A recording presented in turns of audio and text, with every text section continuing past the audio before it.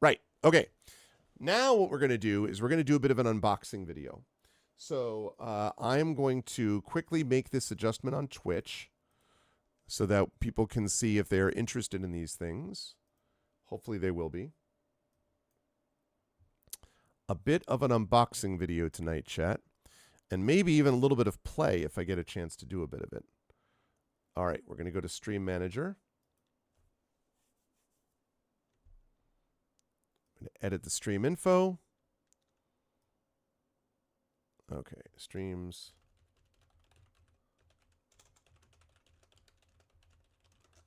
Of the Tomb Raider. Okay. And I will show off the box in a second. Fear not.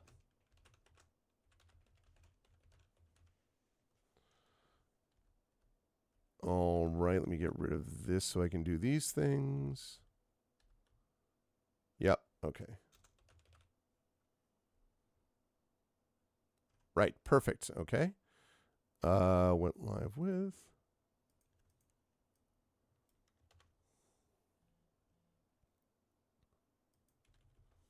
And first play.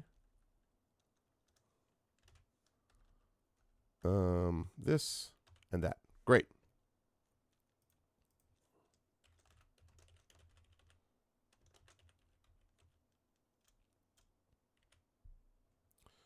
All right, let's see. Let's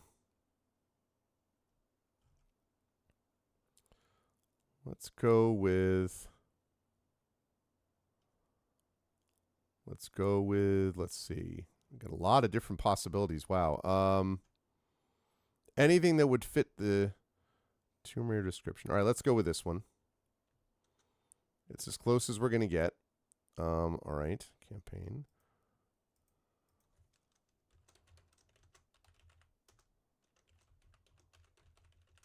All right. Board game. Unboxing. Okay, great. All right, there's that. And then we're going to do the same thing with YouTube.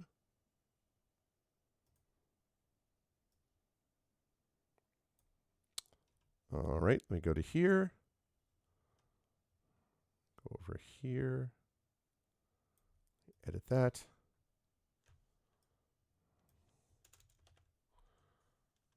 All right, there we go. Lovely. Okay, can I fix this? Can I get this? How quickly can I find this?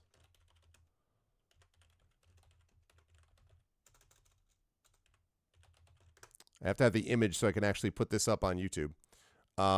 So let's see. Okay, there we go. Actually, I can do this. I have this game. Actually, let's do this. No, I think I did it on. I don't know if I found it on GameFound or. Okay. Open image, new tab. Save image as.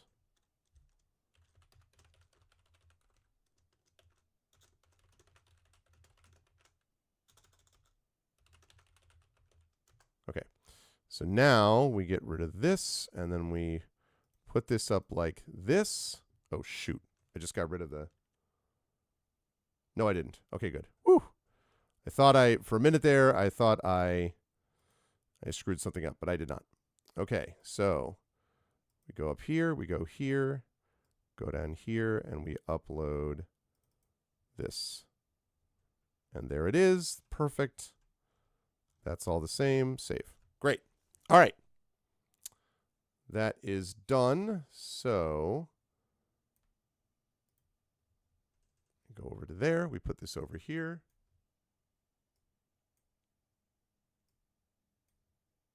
Great. All right. So now what we're going to do, chat, is I am about to show you an unboxing of this Tomb Raider, the Crypt of Chronos. Now, I saw this, like I say, hey, Grivix. I saw this about 3 to 4 years ago, I want to say, on GameFound. And I have always had a soft spot in my heart for Tomb Raider. I've played many of the games. I've streamed several of the games. And I also happen to really like board games, as you might be able to tell, and also like solo board games.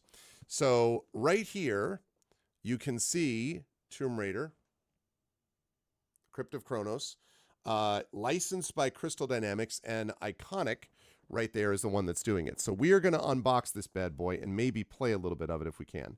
This is a single player game, as you can see. I've briefly considered the possibility of doing this as like a chat chosen thing, not a chat chosen, as a vote based thing.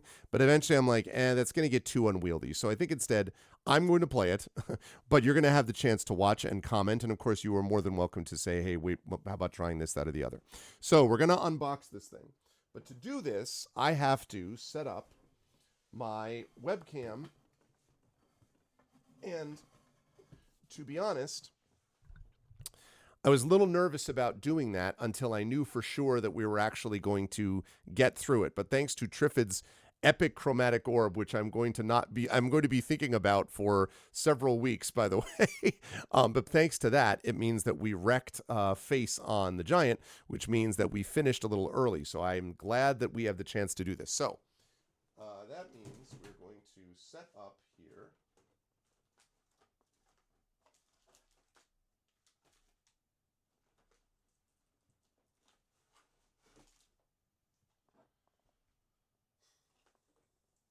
Okay.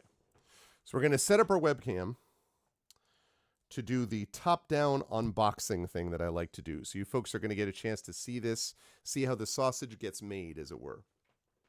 So we are going to take this USB cable extender, which I am putting together which is right here.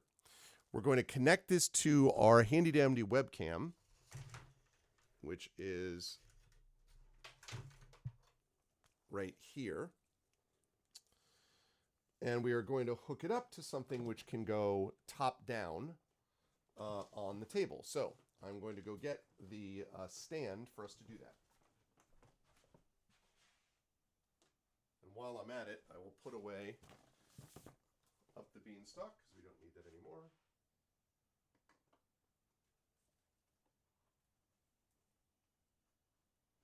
I did set up the table just in case.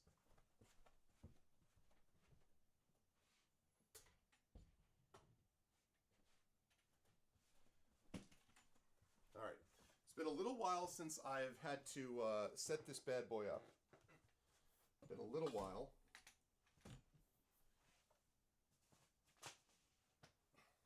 Okay. So, I'll put that guy up here. Okay.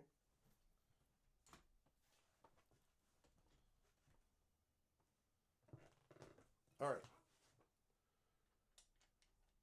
Not sure if I think I have done an unboxing video in here on this channel before, but not commonly, so. But I think sometimes that unboxing videos are fun, so hopefully you will agree. All right, we're going to connect that bad boy like that. Actually, wait. Before I do that, let me screw it in. Okay, so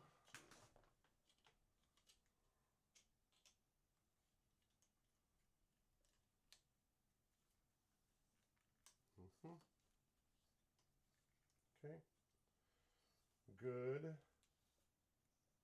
There we go. All right, and we're going to run this along here and down so it doesn't get in the way of the picture.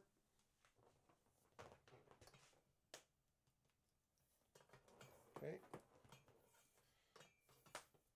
Now we're going to run it under the table. I'm going to pay everything under the table, you know what I'm saying?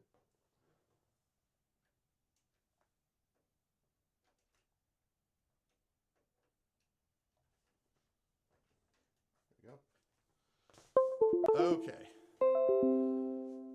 All right. C920. I thought that was my C922. That's okay. C920 is also great.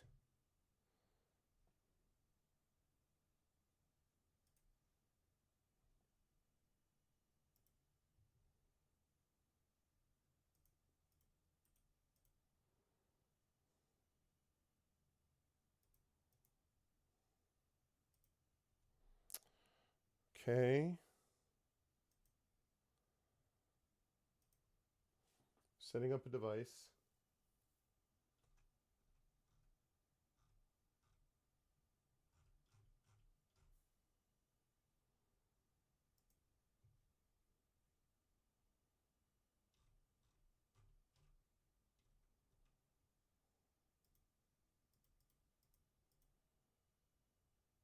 Okay, how we doing on that setup? I wonder.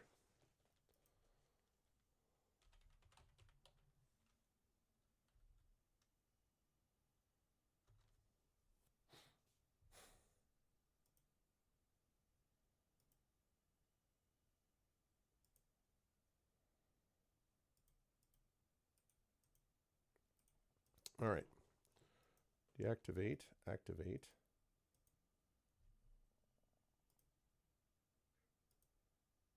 Activate. Custom.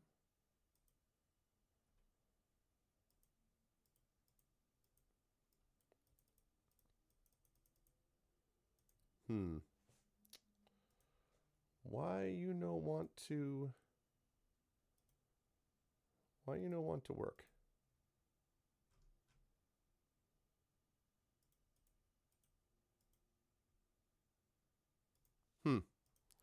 All right, it's giving me a bit of grief. Bear with me.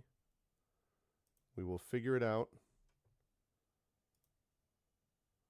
I know this is incredibly compelling.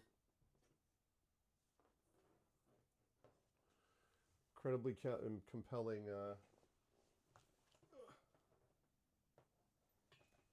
video. All right.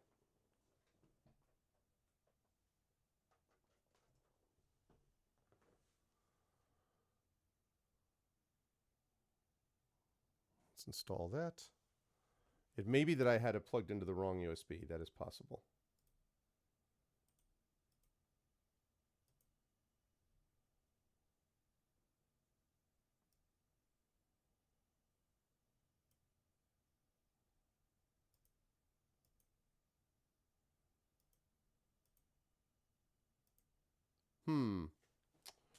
Why are you giving me grief? I wonder.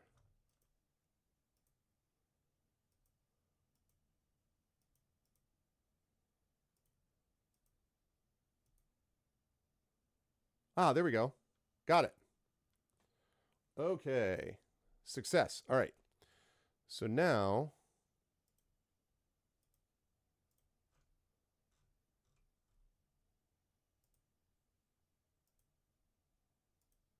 there we go. Okay.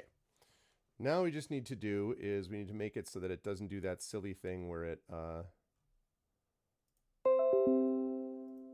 the autofocus thing is not going to work. Hey, now it's smooth. Okay, great. So we're going to make this going to be the star of the show. We're going to put me over in the corner is what we're going to do. Okay. Now we just have to make sure that we got this organized properly.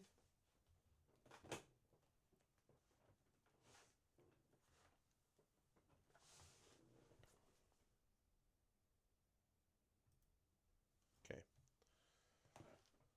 All right, so let's turn this so that it's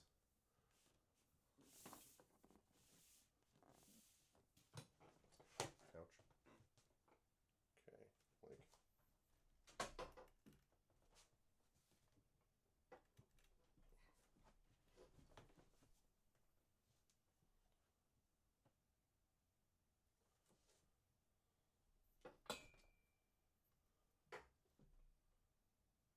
okay. I'm going to move this out a bit.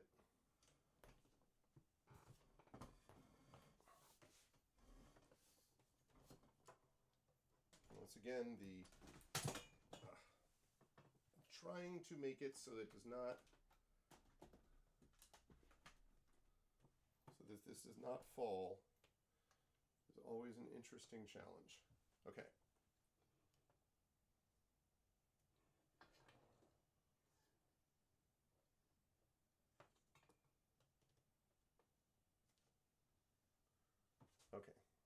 squares like that. Put it like that. Why do you always want to fall over, man? Why gotta be that way?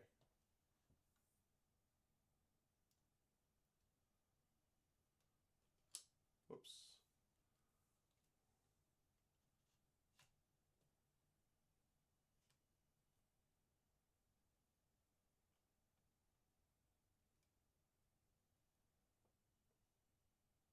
Okay.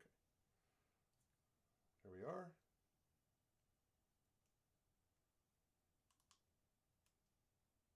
Okay. Great. Now the last thing I have to do is I have to go here, and I'm going to try to move this out of the way of my legs, because I can already tell that I'm going to hit it once, it's going to be a problem. Okay. Great. That looks good. That looks good. Let me drop this down a little bit. There we are. Wonderful. Although I see that all of a sudden it's not.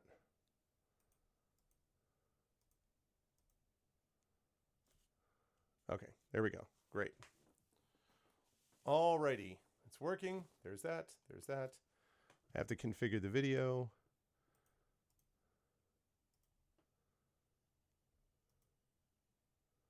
No, and no, apply, okay, okay. There, nice and smooth. Okay. Last but certainly not least, we do this. All right. Okay, chat, now the acid test. Can you...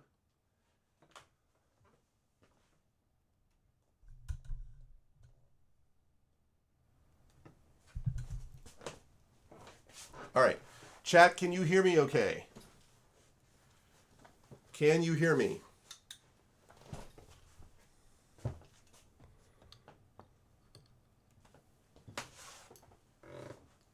Yes? Awesome. Okay. All right, here we go. In that case, the time has come for our unboxing. All right. So we're going to start with...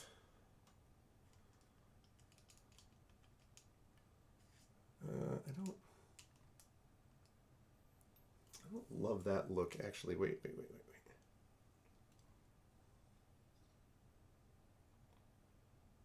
Okay, that's better. I would like to zoom this in just a little bit, though. I'm going to see if I can zoom this in just a bit.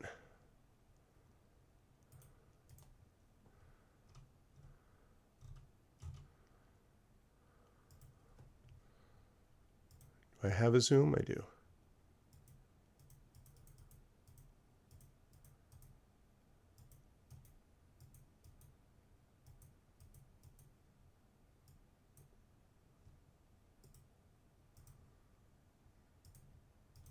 Okay. Great. All right, here we go. Laura's distinctive form. Let's make it happen. All right, so the Crypt of Chronos. Oh, and one last thing. I can also use my wireless mouse to control stuff happening on the screen. Okay, so here we go. Tomb Raider, the Crypt of Chronos. All right, one player. Here we go. Very strong, very solid box, by the way.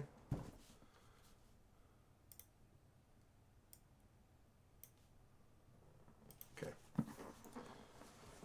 All right. All right, here we go. We have how to play.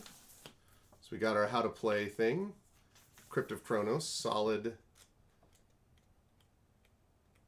rule book here. So we'll go back to figuring that out in a minute. We have, this is the adventure book, I believe. Yeah. So I don't want to scroll through I don't want to flip through that too early because I'm going to be spoiling myself. Now, here we go. All right. So we've got here what looks like a basically a satchel. I assume this is Laura's satchel. which I think we can put together.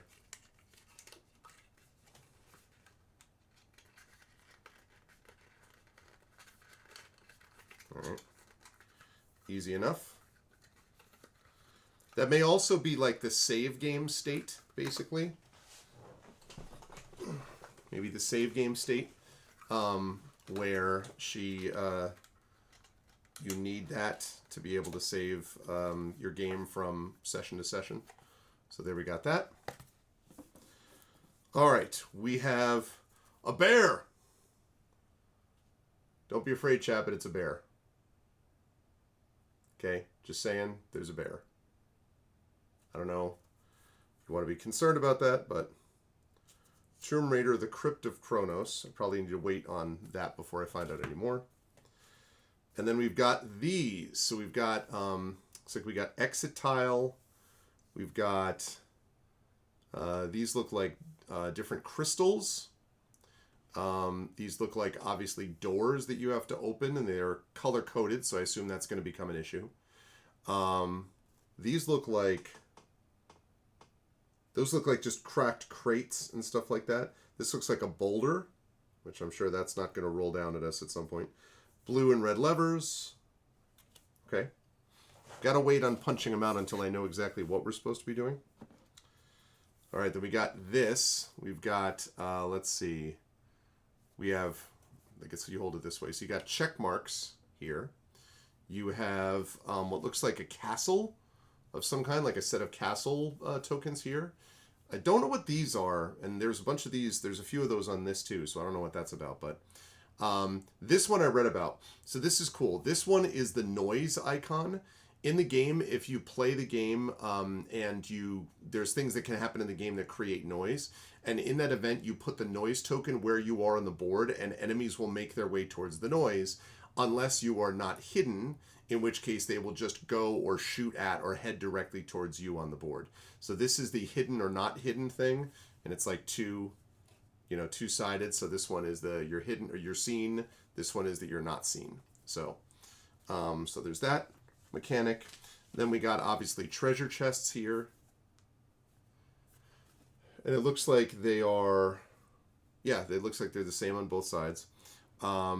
These look like, oh yeah, there's also this stuff here. There's stone that looks like some kind of copper or something. And then there's cloth. There's a crafting system in this too, which I think is going to be interesting to try out. So we shall see how that works. All right, so there's that. Then we got whatever this is. Piece of cardboard. Okay. Now we have the Lara board. And there's two versions of Lara. There's modern Lara. And there's classic Lara.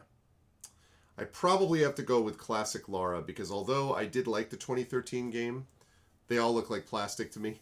These are actually cardboard. Hey, Dragon. These are all cardboard, but I think modern Lara, that's all fine, but honestly, I think I'm more about the classic Lara because I played more of these games that are like that. So we've got the Lara board, which I assume I'm going to have to put somewhere important at some point. So we'll put that, I guess, here for now, which means I need to move this.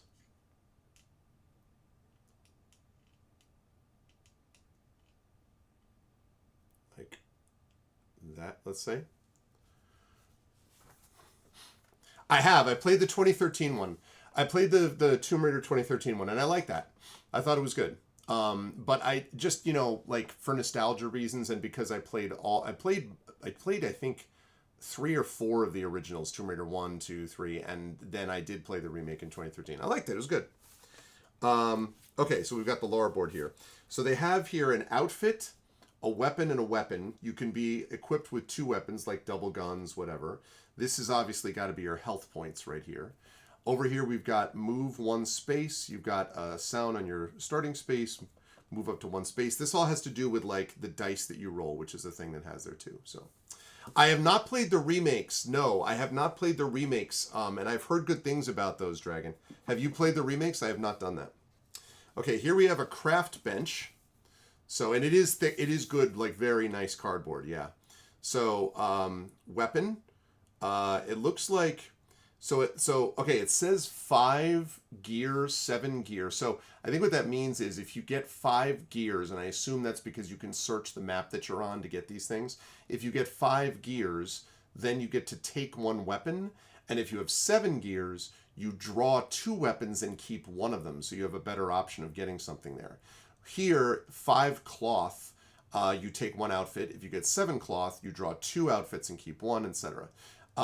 So it is kind of, and then there's this other stuff too. You can get, I don't know what this is. It looks like maybe fuel plus gear. So gear must be like a catch-all for like materials. So material plus gear gives you 5 ammo. So they have ammo in this game. Cloth plus whatever this is, fuel or whatever, gives you 3 health.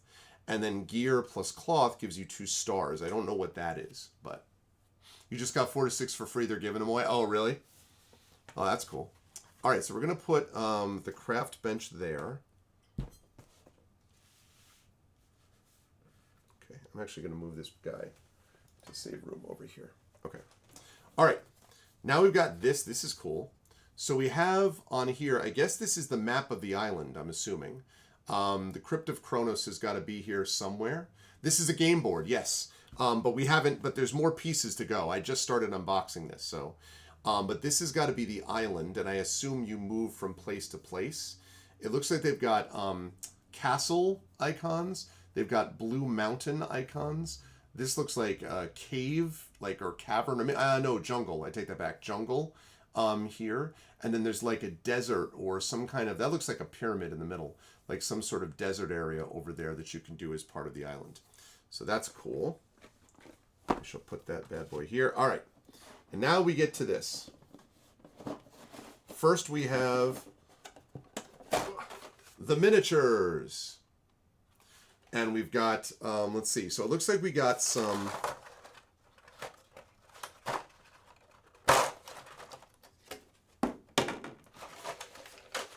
So it looks like we got... Okay, so we have some like soldiers. Some like classic soldier types here. Like that, right? So we've got that guy. But then we also have... Is that like a freaking... It looks like a Spartan? Doesn't it? Like it looks like we're looking at a Spartan. Basically is what that looks like. So there's some time travel business coming up with this. I don't know what that's about. And then we got this guy who looks like a spearman. So we got that going on. We also have some animals. Wouldn't be Tomb Raider without some animals. We got a wolf. Got a wolf right here. Someone forgot to paint the figurines. Yeah, well, for people who want to paint them, you can. I really admire. I have a good friend actually who's a big miniature painter and is really good at it. I like looking at them, but I'm not really interested. It's kind of a cool hobby that if I had extra time that I don't have, I might want to do, but so all right, so we got this guy. It looks like we got I'm trying to figure out we got a snake. Looks like a cobra right there. But these are nicely molded, though, I will say. Like, they've got nice designs. And this, of course, is our heroine. That is Laura. So there's Laura right there. And then we got a couple of the big ones. We got big Spartan dude. Looking really badass. We got big Spartan dude. We have another Laura. I'm not sure what the difference here is with these two, but I guess one of them, it looks like one maybe is with 2 guns. And no, she's got pistols in both. I don't know if it makes a difference. We'll see. We also have this guy or this person, which looks like a demon, winged like witch demon person. I don't know what to make of that, but we got that one right there. And we have a terrifying looking bear. And let me just note that the bear, as you can see, has got arrows sticking out of it. So it comes pre-arrowed for your terror enjoyment. So we got a bear. All right, so those are the miniatures.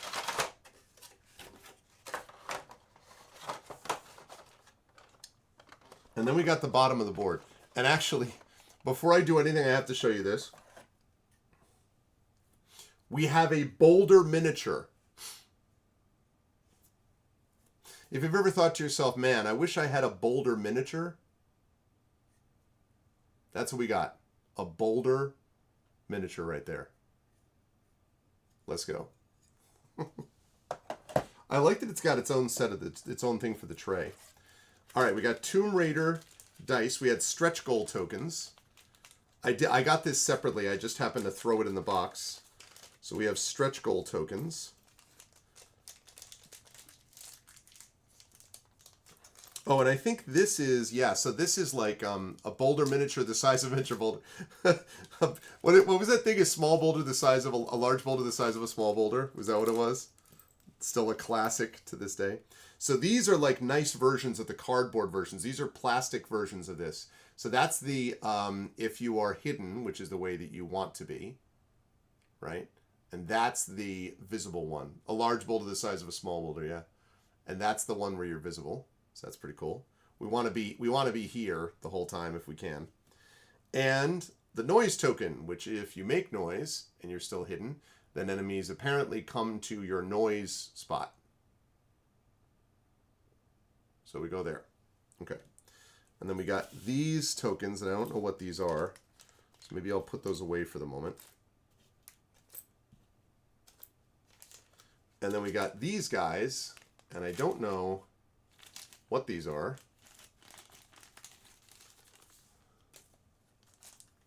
They look like little crystals. Appropriate, probably. Okay. Nice little bells and whistles.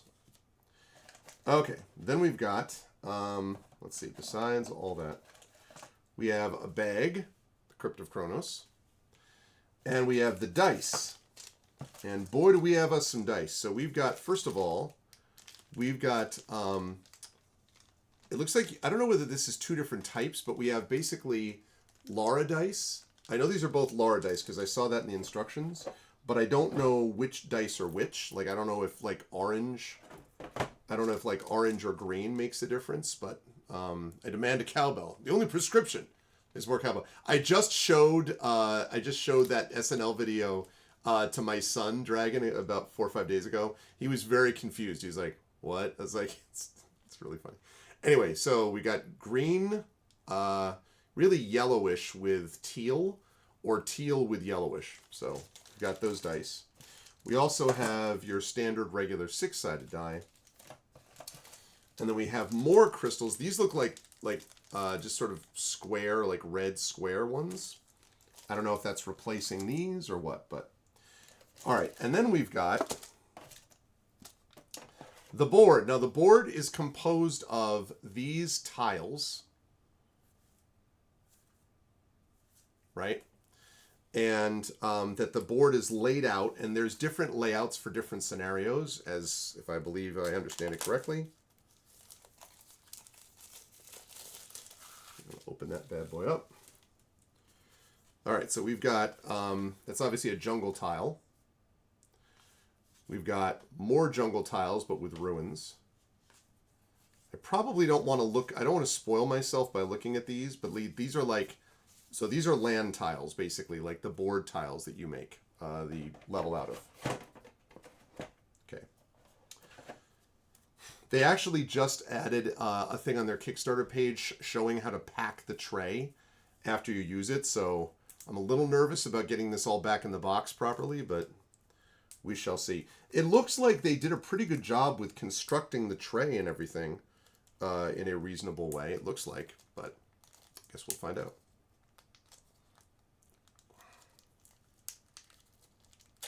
All right. All right, then we got this set of board tiles. And it looks like we got some that are like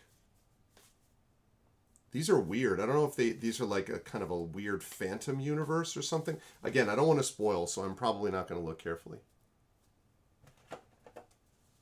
Yes, I did exactly, Dragon. I did think about that. Okay, and then we've got this. Now this looks like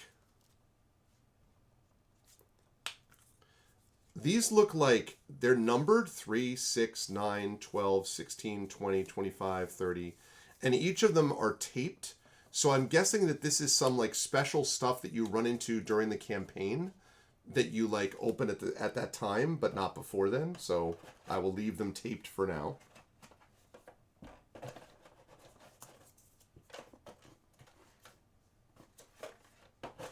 Okay. And then there's 2 more sets of cards. This one, which is called Research, says it's a trying to like it's doing that mirror thing where I'm like trying to go against what my brain is telling me. Research, yeah, probably. So we got research cards there, and we've got weapons. And I'll bet if I look in here, this one I will open. I'm not going to see what kind of weapons, but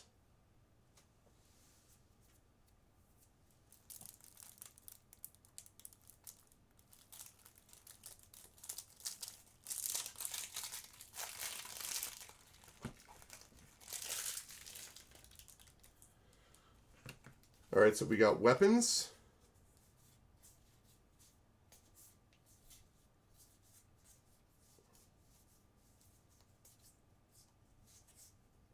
All right, we got weapons.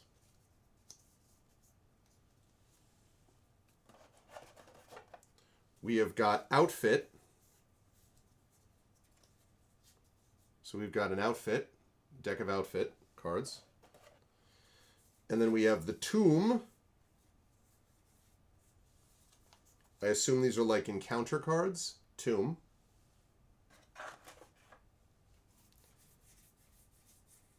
We have the desert. So this obviously fits the different spots on this board because they're keyed with the same thing. So this is the desert. We've got desert right there. And then we got mountain right there.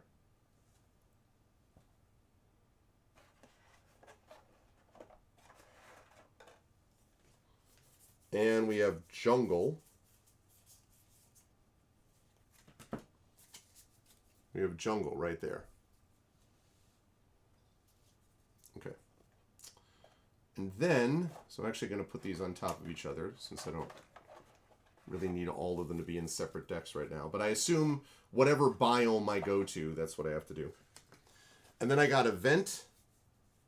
And it says invaded cards. So a lot of these are event cards. I don't know what invent and invaded means. I don't want to look to kind of mess it up, but like to again spoil it. But invaded an event, I don't know what that means. I guess we'll figure that out. And then standard enemies. So I guess this shows, like these do seem to correspond to the figures. So I guess this will make sense when I actually get those. Because they have like 3 sets of standard enemies, apparently. Last but not least, ability cards. All right. Weapon, outfit, and ability. Okay. And we got this handy dandy thing to put all this stuff in. All right. So that's that unboxed. So let us then... I don't think there's anything below this, is there? Except just the box. Okay. All right, let's see what we got. So it says... Story. The Chronos artifact is an ancient enigma whispered to possess mastery over time itself. Legend holds that it rests within the elusive Kairos, a mysterious Greek island that only appears once every 2 centuries. My God, it's Brigadoon. Renowned adventurer Lara Croft has unraveled the veil of myth. With a rift in time beckoning, the seasoned archaeologist embarks on a perilous journey to Kairos, driven by the pursuit of this fabled relic. Yet she is not the only one with the island in her sights. A nefarious organization from her past, Natla Technologies, emerge from the shadows, believing the artifact and its influence over time will allow them to rectify their old mistakes and get their plans back on track. The island's indigenous guardians, the Protectors, find themselves outmatched by Natlatek's formidable military operation, facing an onslaught for which they are ill-prepared. Lara must navigate treacherous terrain, evade cunning traps, and confront both the forces of nature and the relentless advance of her adversaries.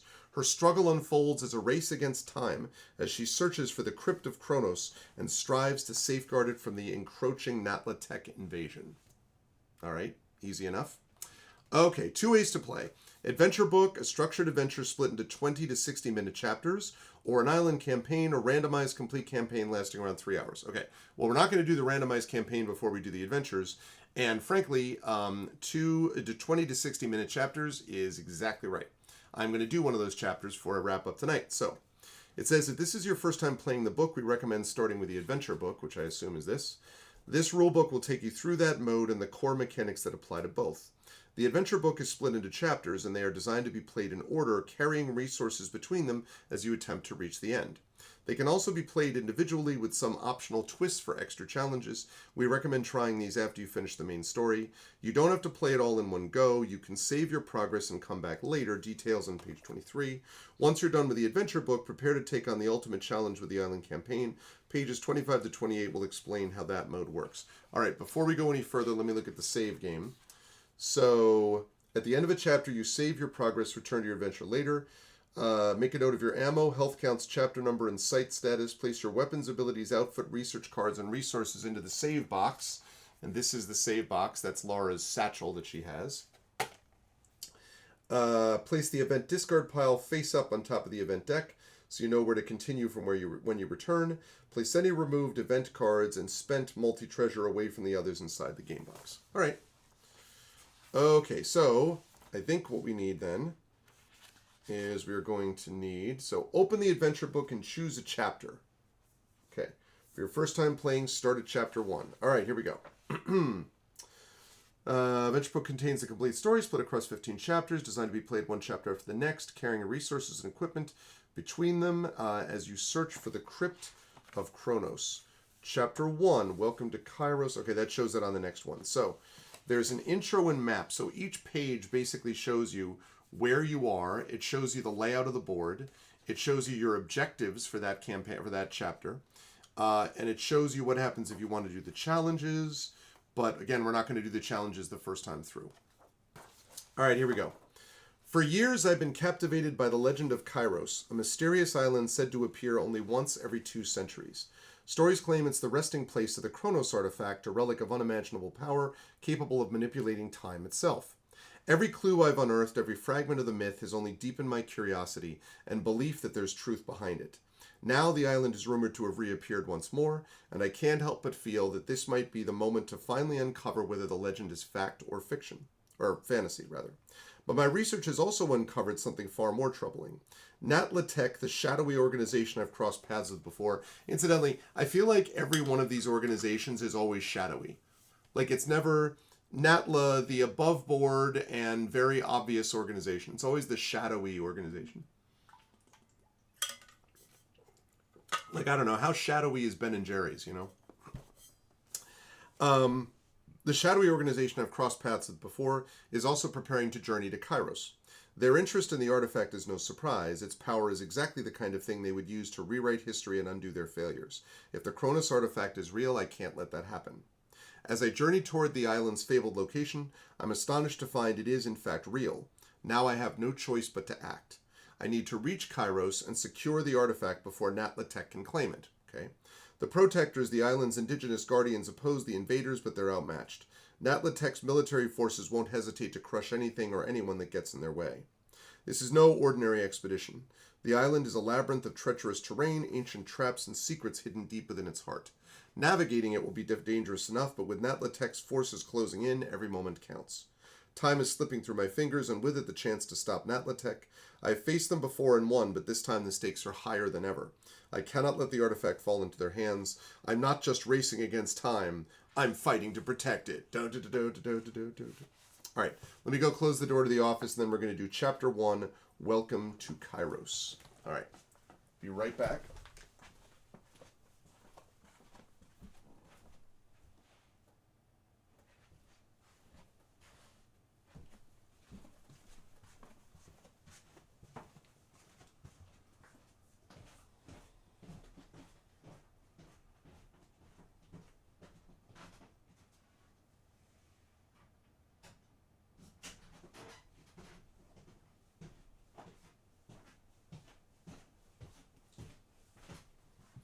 Okay.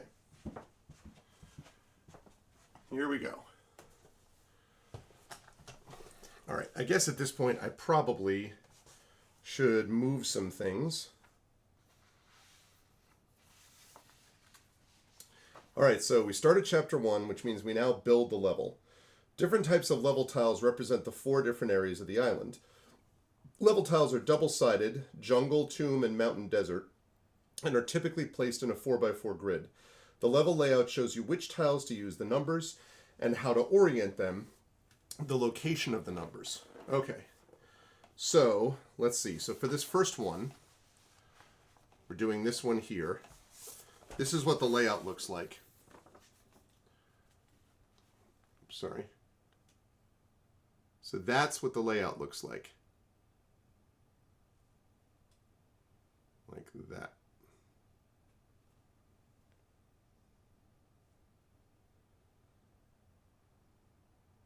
Okay. So, all right.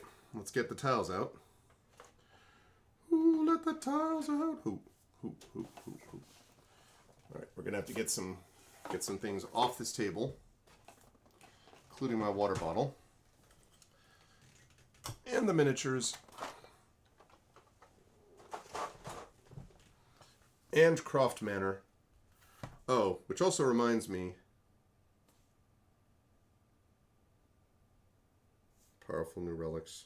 Okay, well, we're not going to do this now. We would do this as the expansion afterwards. Okay.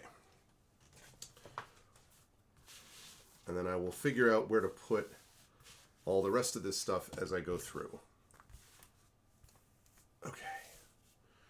Right. So, I step onto the shore of the island of Kairos, heart pounding as the jungle looms ahead. With the sun rising behind me, I plunge into the dense foliage, ready for whatever lies in wait.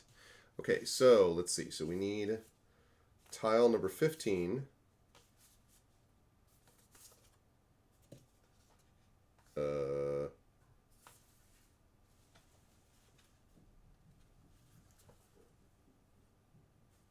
thought we needed tile 15. Okay, well let's not build it that way. Let's build it the way that it says to. So, it says we build 1. That goes right there. So we're going to put this here. 7 is going to go next to it. There's 7.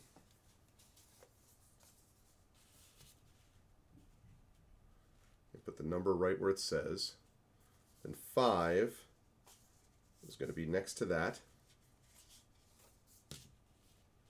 It's not a perfect one-to-one from the picture and the tile, so it's a little bit nerve-wracking, but I think I'm doing this correctly. Okay, 2 goes up here. Yeah, because it shows, this part where it shows the brown area up here is actually on here, the sort of just a picture on the tile, but I'm pretty sure that's correct. Also, just struck me, I should be putting this up like this, because I need room for the Lara board, which is here, and my craft bench, which is here. Craft bench. Okay. All right, 12 goes here.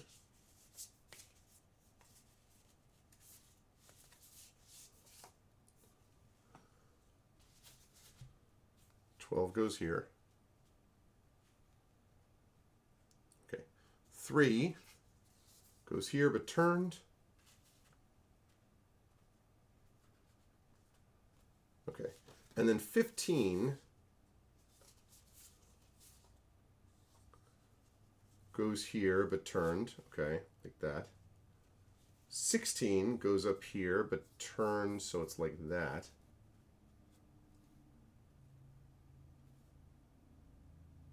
That is what it says. 14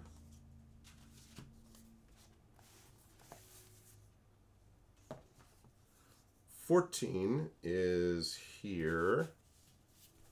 Let's put this bad boy over here. Okay. I guess I may not need this yet now that I think of it, because that's the island campaign, and we're not doing the island campaign. We're doing the story campaign to begin with. So what is this? 14 goes here. 6 goes here. Okay. 10 goes here.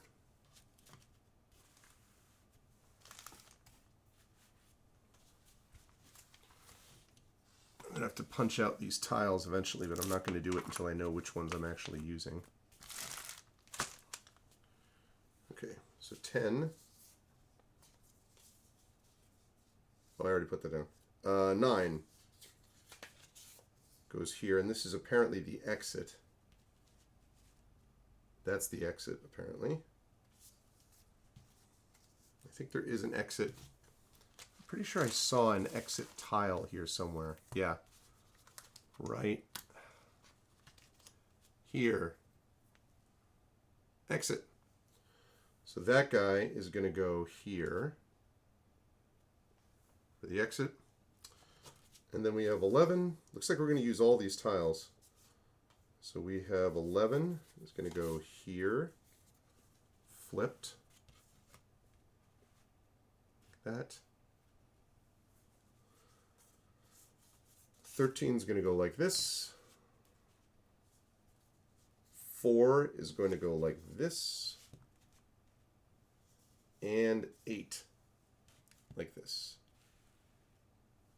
Okay, so there is our map. All right, now it says, complete the layout with tiles and enemies. The level layout specifies where to place any additional tiles. Door tiles have 2 sides, open and closed, so make sure to place them according to the level layout. Enemies will always start on spawn points, with the arrow on the spawn point indicating which direction they are facing. Okay, so that's where we have to put these other little things on. So, all right. So let's see. So we've got a, what is that? Okay, looks like we've got a red something or other. Let me see if I can find what that red thing is. Not a tracker cube. Oil, scrap, cloth, treasure. Door tiles, switch tiles. Okay, so that's got to be a door tile.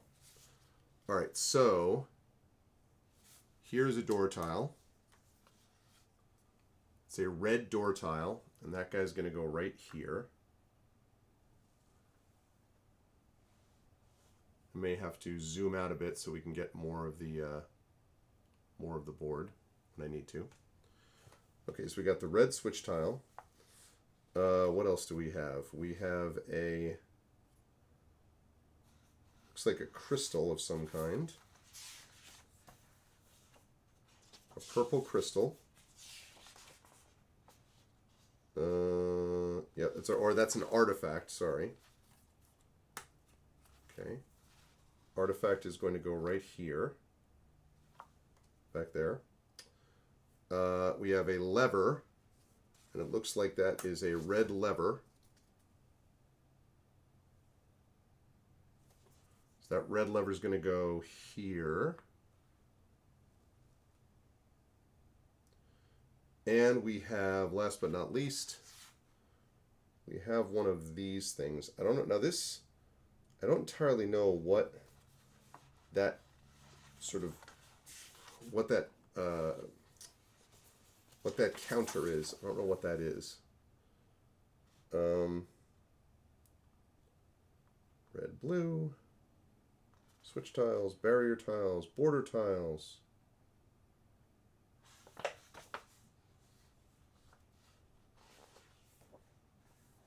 Is that a spawn point, maybe?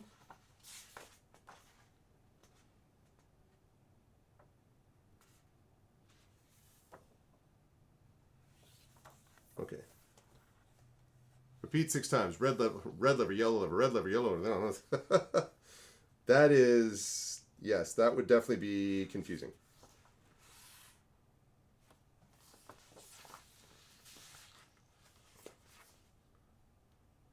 Okay, so one thing I'm not understanding is, how is this door tiles, yeah. Ability, double-sided level, yeah. Barrier, artifact, boulder, site, enemy reference.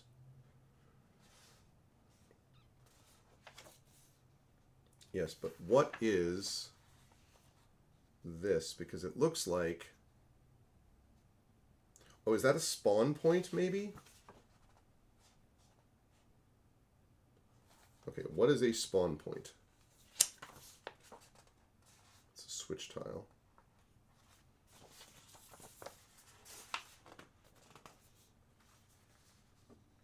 What is a spawn point?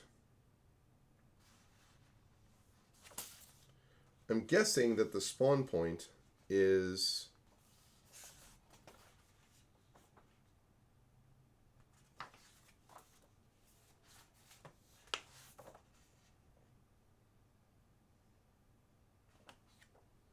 So what I'm trying to figure out is this thing here.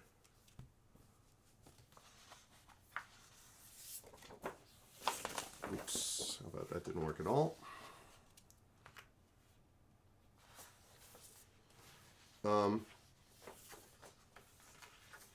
This guy, I don't know what that is. Like, this here is obviously a lever, so I got that. This here is obviously a red door, got that. This here is obviously an artifact, and I got that. But I don't know what this is.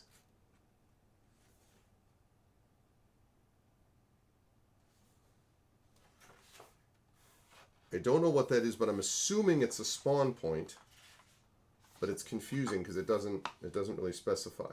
Okay. Enemies will always start on spawn points. With the arrow on the spawn point indicating which direction they are facing. Okay, yeah, that must be what it is. Okay, yeah. So this is a spawn point. So any of the skulls are spawn points. Okay, so tiles and enemies. Okay, enemies will always start on spawn points. All right. So who are the enemies then?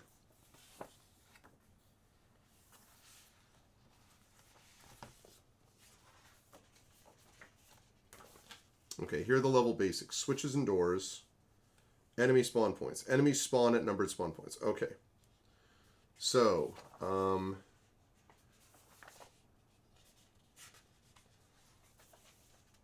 yes, okay, so I got that. Let's see. How do we deal with enemies? Now that I know this much. Enemies. Spawns.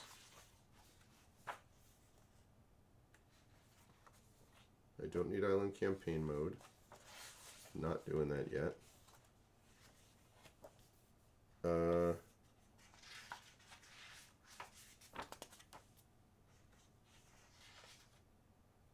Okay.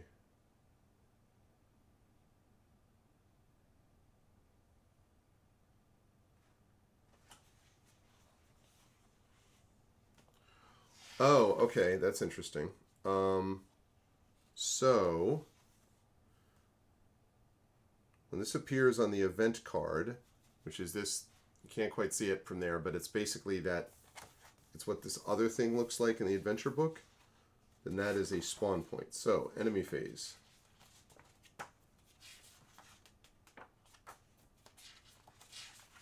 Show me spawning.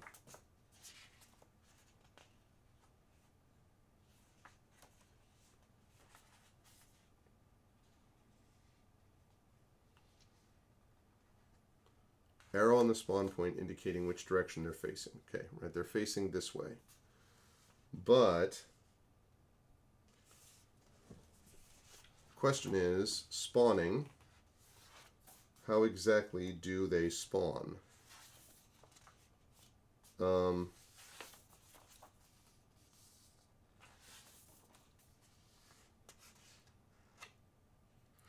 got to be a way that they actually spawn. Okay, the enemy phase.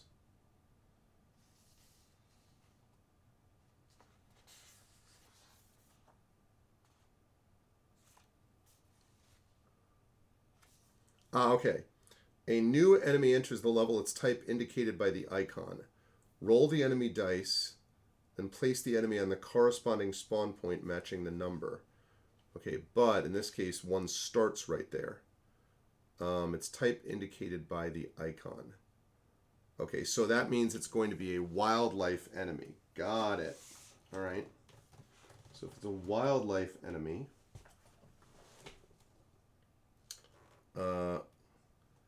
enemy spawns.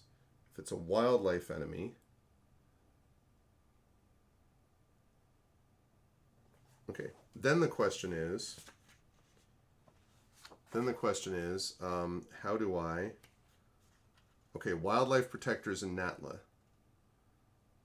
Each type features 2. Okay, right. So I'm going to assume then we're going to start with a wolf, since they work the same way.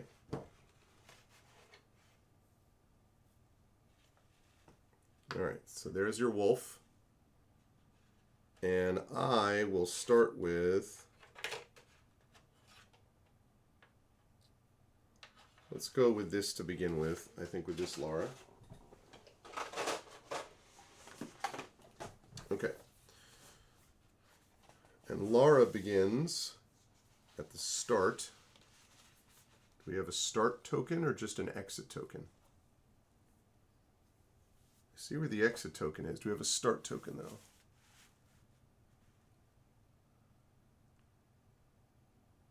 Doesn't look like we do, which seems like a little bit of an odd omission, honestly. Like if you're going to have a start, an exit, I don't know why you can't have a start as well, but not a big deal. It shows it on the map. Okay, so there she is at the start. Okay. So back to what we were doing with this.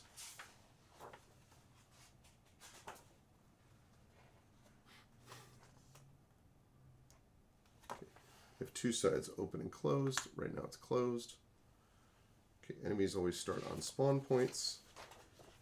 And there's only 1 spawn point out there to begin with. All right.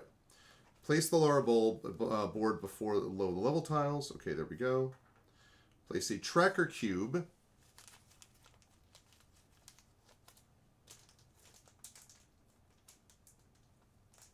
Is the same amount. 3, 4, 5, 6, 7, 8, 9, 10, 11, 12. Okay. Put a tracker cube on the 10 space of Lara's health bar. Okay. Lara is at 10 health. May she always stay there. 10 health. Place the relevant weapon outfit and ability cards. If this is your first time playing the adventure book, all you need to do is place the dual pistols on a weapon space of the Lara board and a tracker cube on the highest ammo space. Okay, so I get out the double pistols. Dual pistols, chat. The classic. The Lara classic. There we go.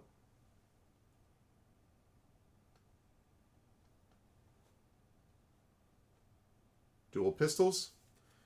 So that's going to go down here on the weapon board. Just realized that you can't see that very well, so we're going to move this. We're going to move me up here. There we go. Okay. So we got the dual pistols down here. And then what else?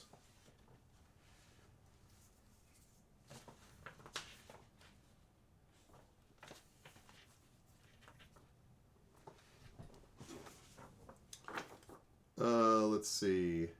A tracker cube on the highest ammo space. Okay.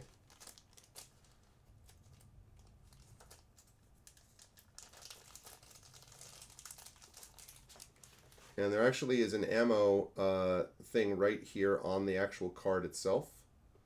So we'll put it on the highest space. I thought those things were unlimited. They were in the video game.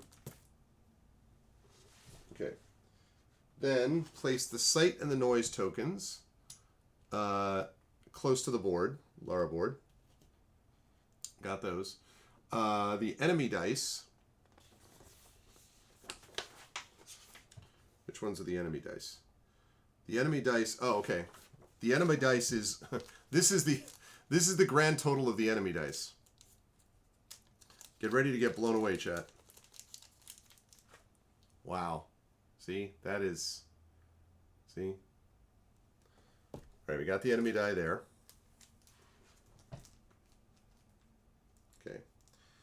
Let's see. And the 6 Lara dice. And I guess these are both Lara dice, but let me just confirm. Okay, the yellow are special dice. So the Lara dice are the teal ones. So we're going to go with the teal ones. All right. There are the 6 Lara dice. All right. Shuffle the event deck. Place it within reach.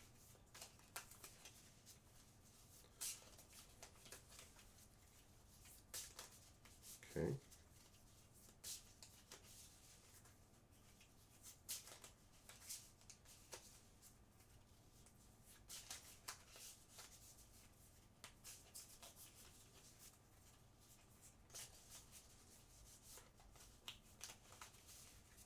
All right.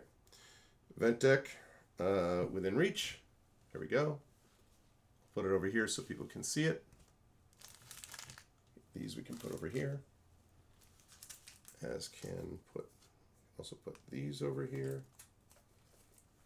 Okay, weapons go back down here. Right. Okay, remove all the map research cards from the research deck, then shuffle the scroll research cards and place them within reach. All right, let's see, research. Here's research, the tiny, tiny little deck. Little mini deck of cards.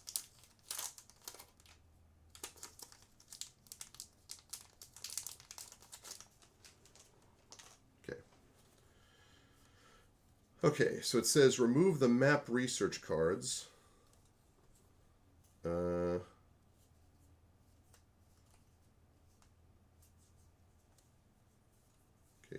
what exactly are the map research cards, pray tell?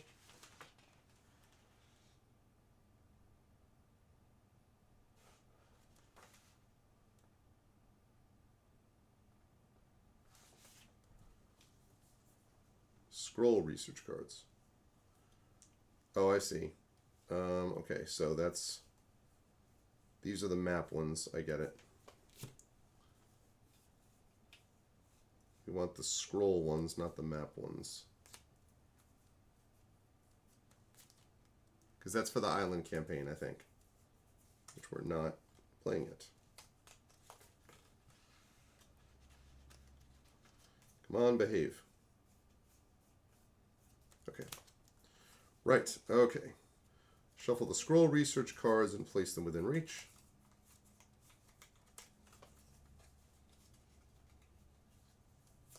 And then it says draw any starting resources, then shuffle the rest into the resource bag and place it within reach.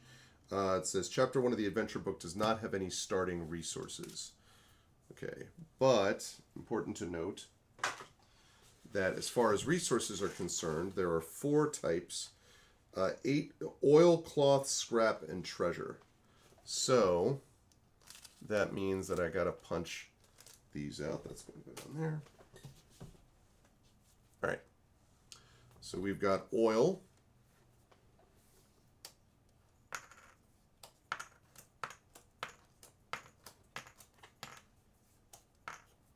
Okay. We've got 8 scrap. 3, 4, 6, 7, 8. Okay. 8 cloth. 1, 2, 3, 4, 5, 6.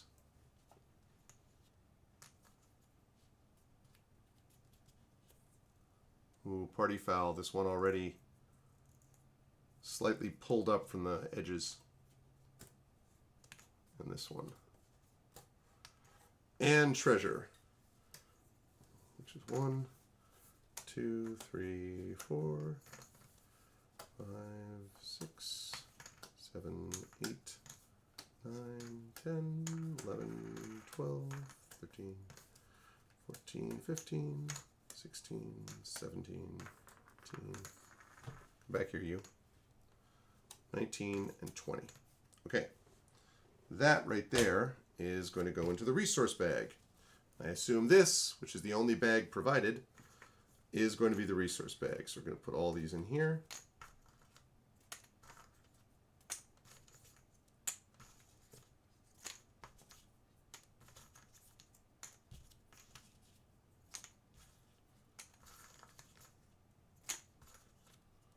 Okay.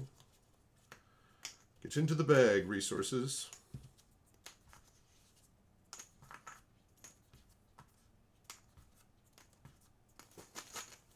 Okay, that's the resource bag. All right, and last but not least, it says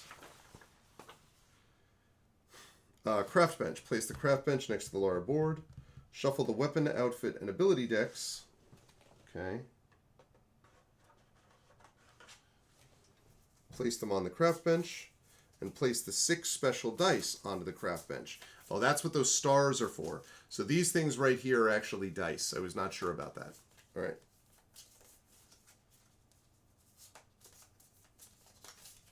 Shuffling that. Okay, there's weapon. Do the same thing with outfit.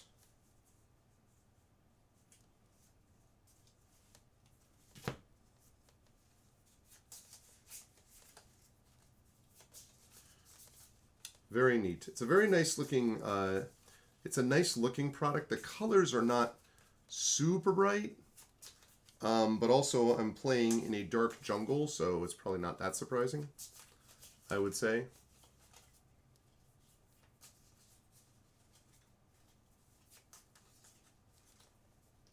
Okay, outfit and ability cards. Place them on the craft bench. And the special dice on the craft bench, and then I think we're ready to go.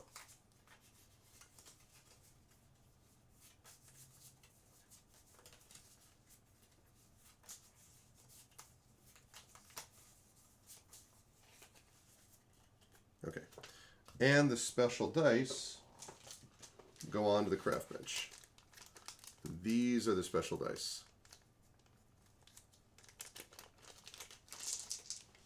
Okay. Throw that down there. Them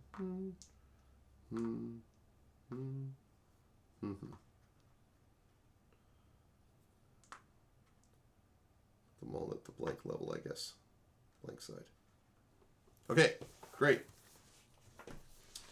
Lara's ready to begin her adventure. Okay, let's do this. All right, so again, welcome to Kairos as she goes into this thing. All right. The game continually, let's move this up here. The game continually rotates between 3 phases until you complete all objectives and escape. The Lara phase, the enemy phase, and the event phase. Okay. In the Lara phase, this is when you take your turn. You will use your 6 Lara dice. Your 6 Lara dice, these guys, these dudes. Your 6 Lara dice to traverse the level, combat enemies, search for resources, and complete objectives. The Lara phase ends once you have used all your Lara dice and completed any crafting you wish to do. Okay. Then the enemy phase is when the enemies take their turn. They will move across the level depending on certain conditions. If there's a noise, they will investigate where it came from. If you've been spotted, they move towards you. If an enemy is within range of you before or after they move and they can see you, then they will attack. And then, event phase. This is when the game takes its turn. Events are triggered on the level around you. Maybe you've discovered something special or sprung a trap, or maybe a new enemy has appeared. How many events are drawn depends on if there are enemies on the level. If there is at least one enemy at the start of the event phase, then you draw and resolve 1 event card. If there are no enemies on the level at the start of the event phase, then you must draw and resolve 2 event cards, completing them in order. How to win. Once all the objectives of the level are met, you must then reach the exit, which is here. Once you are on the exit space, as long as there are no enemies on your level tile, you can then leave whenever you choose during a Lara phase. How to lose. Death. If you're playing a series of chapters, losing all your health means you must remove 1 Lara dice from your dice pool, then regain all your health and continue. Each time you reach 0 health, this process repeats. Once all of your Lara dice are gone, the game ends. It is crucial to avoid running out of health, as having fewer dice makes the game increasingly difficult. That makes sense. Okay, so 3 types of spaces here. There are low spaces. These are the standard spaces found throughout the game. High spaces are elevated, like this, meaning you must climb up or down to access them. Moving between a low space and a high space, or vice versa, costs 2 move points. This applies to both you and enemies. Elevation differences have several impacts on gameplay. You can shoot down, for instance, but not up. Similarly, enemy vision follows the same rule. These mechanics are explained in more detail later. Block spaces are impassable areas that you cannot walk over or attack through. However, be cautious, as enemies can still see you through them. Okay. Then we have switches and doors. When you activate a switch of a matching color, you must flip every door of that color to its opposite state. I see. Oh, we got raiders coming from Nonstop. Thank you, Nonstop. Thank you very much. I appreciate it. Welcome, everybody. Hello, hello.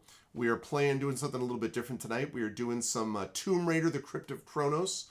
I just did, just a second ago, I did the level layout. I did the unboxing, first of all. And so right now what we're doing, is we are playing the first chapter, which is supposed to take about 20 minutes or so. And then once we play 20 to 30 minutes, and then once we play that, we will wrap for the evening. And I mean wrap as in end, not rap as in yo, yo, yo, yo. 106 years, I'm getting too old. Thank you so much, Nonstop, for the tier 2 sub. I appreciate it. 106 months, my goodness, which means that you are now at 8 years, 10 months, I believe. 8 years, 10 months. Man, you're almost close to that 9-year mark. You getting that new quill and all that stuff. Thank you, Nonstop. I appreciate it as always. What were you playing tonight, Nonstop? What game did you have up that you were playing?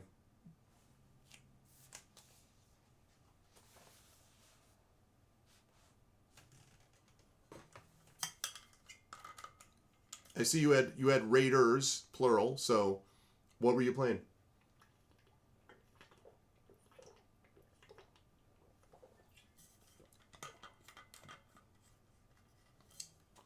You're playing something, right? Rogue Trader. I started a new game to play multiplayer with my IRL friend. Oh, nice. I've heard good things about Rogue Trader. I have never played it, but I've heard good things. I should give that a whirl at some point. But I have heard good things about it. Oh, that's awesome. Well, thanks for the raid, man. I appreciate it. I hope you enjoy as we play a little bit of Tomb Raider. Thank you, thank you. Okay. So what this means is if I want to get through here, and there's an artifact here. So if I want to get to this artifact, I obviously can't get through this because there's all these like deadly pits. So to get here, I have to go through that door, and to get through the door, I need to flip the lever. So that means I got to go here, flip the lever, open the door, and then go down to get the artifact is what that tells me. I'll like it a little more than Pathfinder. Yeah, I can. That's interesting. I bet I could see that. Yeah, I have to check that out. I forgot about that game, actually. I'll have to check that out. Okay, so let's see. And you flip that. Okay, certain levels require you to collect artifacts. You must be standing still in the artifact tile and spend a Lara dice to collect it. Okay. Neither you nor enemies can move or attack through barriers. Barriers can be destroyed using your weapons. The damage must be done in a single action. Cannot be destroyed with melee. Okay. But we don't really have barriers right now. We have spiked pits, which I don't think is a way to get around it. So, okay. Great. So, let's take a look at our objectives. So, according to Chapter 1 here, which is Welcome to Kairos. According to Chapter 1, we have to collect the artifact, which is right here. To collect the artifact, we have to search at least once, and then research at least once. So what it says is, you must reach the switch, which is here, and then spend a die, a Lara die, to open the door. Once you reach the artifact, you spend a die to collect it. So you go here. You need to perform the search and research actions, but it doesn't matter if they fail. Once all objectives are complete, you head to the exit. If tile 9, that's this one, has no enemies, then you may escape and collect your reward. Okay. Simple enough, I suppose. We need to collect the artifacts, search, and research at least once. All right. So let's see what it says about that whole business. So, what it says is that, okay, on a Lara phase, the Lara board contains your 6 standard actions, your health and spaces to equip one outfit. Okay, so let's see. You have action and ability cards, which I don't have any ability cards yet. I do have the dual pistols, but I do not have any other weapons yet. I just have the one thing. Oh, actually, do I have 2 weapons? because I have dual pistols. Do I have a dual pistol? A second dual pistol? No, it just counts as one weapon? Okay. Love it. Great. All right. We'll worry about the crafting later. Okay. Well, since I have to search and research, how do I do that? I see movement. We'll talk about that in a minute. Research looks like can be used only once per Lara phase. Okay, how do I research action? The 3 spaces at the top are for you to place tracker cubes. Time spent researching is never wasted. Okay, so powerful single-use cards, blah, blah, blah, blah, blah. So research is used to find research cards. You roll 1 die to research. If you fail the roll, you add 1 tracker cube to the card. If you succeed the roll, you add 2 cubes to the card, and when the card has 3 cubes on, you must remove them and draw 1 research card. Okay, and you roll dice. So pretty much everything here is done with dice, with Lara dice, and you spend them during the course of your time. All right, so maybe what I'll do first then is the first thing I'll do is, since I have to research and I have to search anyway, maybe I get that out of the way early on just to see what that's like.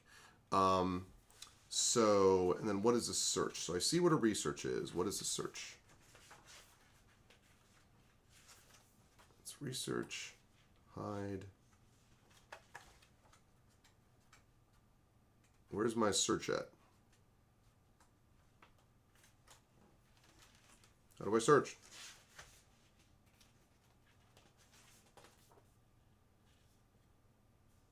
Search action, 12.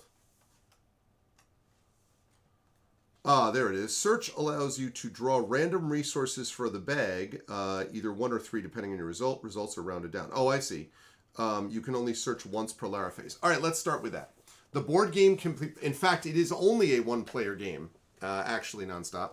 It's only a 1-player game. Okay, so since we know that that's the case, I'm gonna move this bad boy out of the way.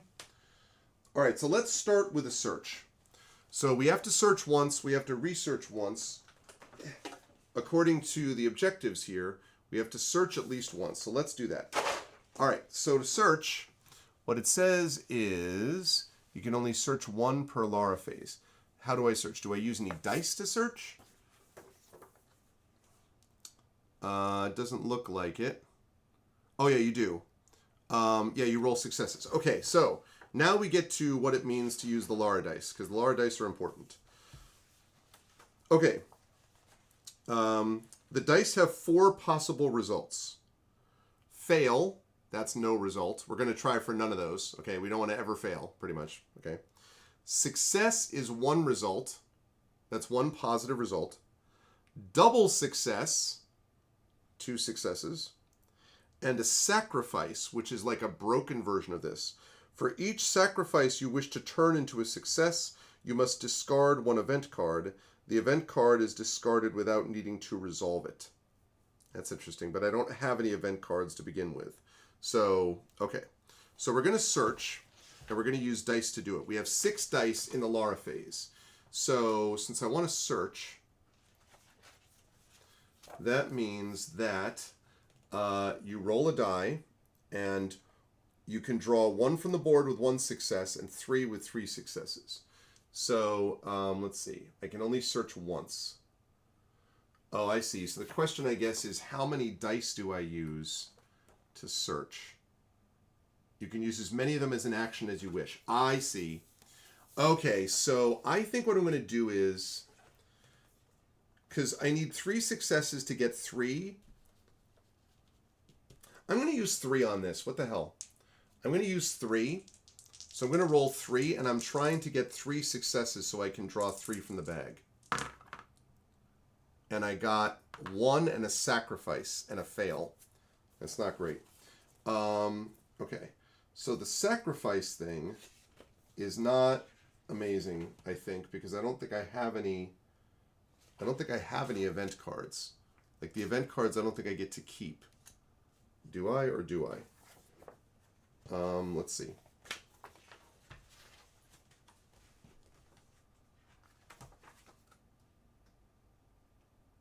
Event cards, 19.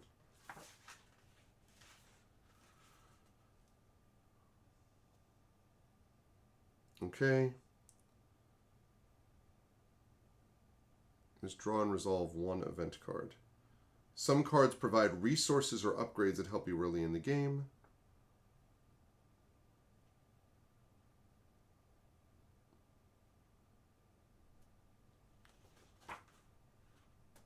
Okay. See the event section for more.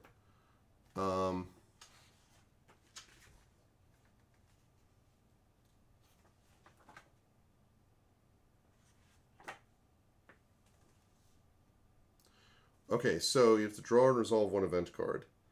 Oh,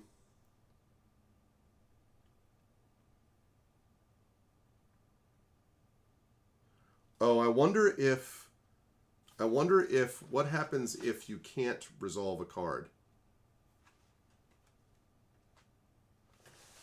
I think what they're saying is that when you run out of event cards, you lose the level. I think that's what they're saying. I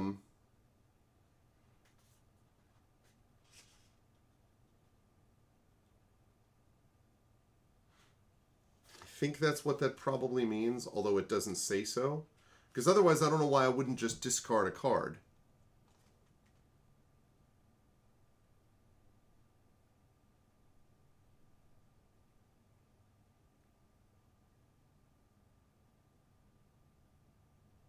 Why wouldn't I just do that? Oh, I see, I see. When you run out of event cards, you put a Natla pin onto your Lara board. This process is repeated every time you run out of event cards. An invaded level means that Natla Tech have reached the same location as you. I see, I see. So it says if at the start of a chapter you have equal or more Natla pins on your Lara board as this fight level invaded. Okay, so what they mean by that is that if I discard an event card, then once I run out of event cards, if I run out of event cards this deck, then I put a Natla thing on my Lara board, and that means at some point I have a lot more enemies on the board to deal with. So the issue is I rolled 3 and I only got 1 success. 2 successes doesn't do anything for me. So I think what I'm going to do instead is I'm just going to take the 1 success for the search. I will not discard an event card. And that means that I'm going to get one search thing, I think is what that means. So I'm going to get 1 draw from the bag. Either 1 or 3. If you roll 2 successes, you only draw 1 resource. Okay. All right, here we go. My resource is scrap. Okay. So I have a resource of a scrap. I guess when I get that, resources are placed next to your Lara board and can be used to craft equipment on the craft bench. Okay. Great. Well, if I want to be able to make, I can make more ammo. I could make more, I could get more dice. So let's see, as far as crafting is concerned, use 1 scrap and 1 cloth to craft 2 special dice. You may use them during a Lara phase as if they were extra Lara dice. Unlike Lara dice, special dice are discarded after use. I see. So I can craft them and I can get extra dice to use, which could be useful, but they're only 1-use items, basically. They're discarded. So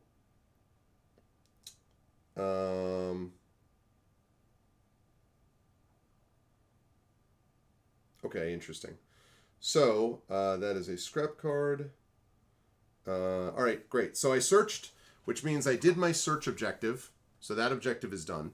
I got 3 dice left. I also have to research.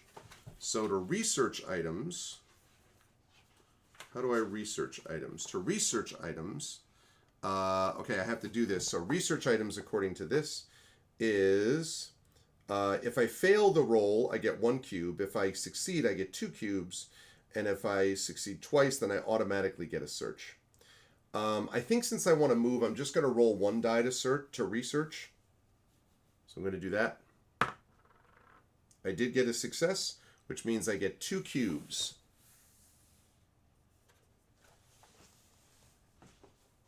I get those tracker cubes. When all 3 cubes are placed, you remove and 1. So I still have not finished my research. I have to actually do that. Okay, now I have 2 dice left. So now what I have to do with this die, presumably, is move, because I got to get up to that lever. So now we have movement. So to move, you must roll Lara dice against your move action. For every dice you use, you may move 1 space on the level. For each success, you may move an additional space. Okay. That sounds good. Now, I also don't want to attract the attention of the wolf. Right now, I am not hidden. Or rather, I am hidden, I should say. So, I want to make sure that I succeed by moving up. So I'm going to do that. So I'm going to roll, I think, 2 dice to move. We're going to roll 2 dice. All right, I got a 2 successes. No successes rolled. I did succeed, though. So, let's see. Move 1 space per success plus... for each success, you may move an additional space. Oh, I see. So 1, 2, 3. So I can move 3 spaces. All right. And you can't move diagonally. And you can move less than you rolled if you wish. All right. So I'm going to go 1, 2, 3. Because I'm headed up that way. All right. That's the Lara phase. We used all the dice. We did not alert anybody. All good to go. All right.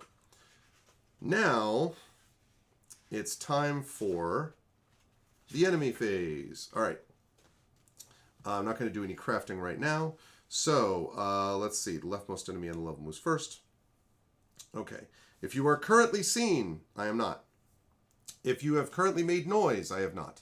If you are unseen and there's no noise, enemies continue in the direction they are facing. Blah, blah, blah, blah, blah. They can climb up or down. They cannot jump. They can't occupy the same space as you. Blah, blah, blah. The wolf moves 4 spaces per turn. How do I know that he moves 4 spaces per turn? Oh, I see, because it says it on the card. Oh, right. That's where this is useful. So we have a wildlife guy. That's this dude. And the wildlife guy, it says moves 4 spaces, and he's going to move forward. So 1, 2, 3, 4. Great. That is the enemy phase. Wonderful. Happy for him. Lovely. Wonderful job. Okay. Let's see. So they can see 3 spaces wide and 6 spaces long. But they should not be able to see me yet.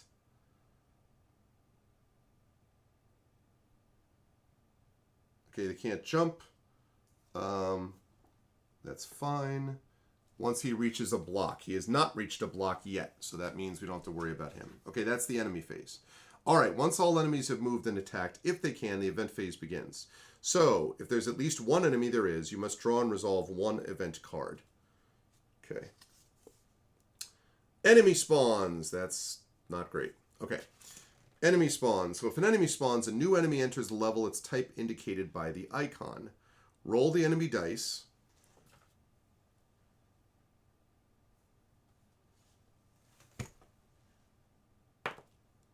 Five.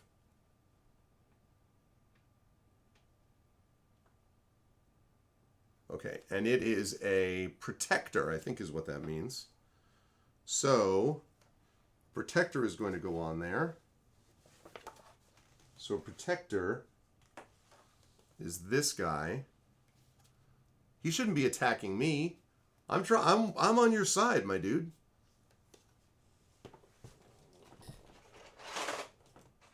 All right, let's get... This is the spearman guy. Okay, so he's going to appear on 5, which is here. Okay,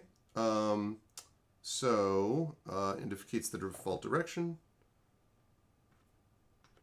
Okay, right, okay. Right, okay, great. Okay, so he spawns. It doesn't look like he moves, he just spawns. Okay, I guess I don't want to be overloaded by enemies, and I guess the dude is going to attack me, so that would be unfortunate. Okay. So, once we finish with the event phase, then I think we go back to the Lara phase. So, blah, blah, blah. They do the thing. And now we go back to the Lara phase. Okay. So, I now get all my 6 dice back. Okay. I have already, I've already searched once. I don't think I'm tempted to search again, quite honestly. But I'm a little nervous about not getting overrun by enemies.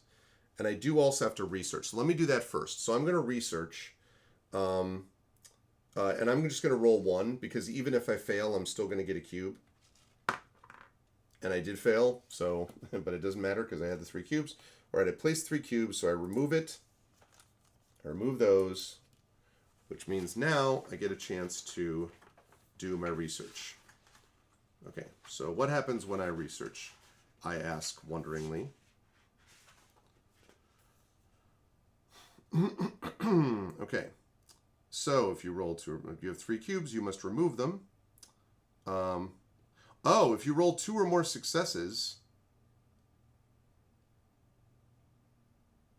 did I roll 2 or more successes? I don't think I did.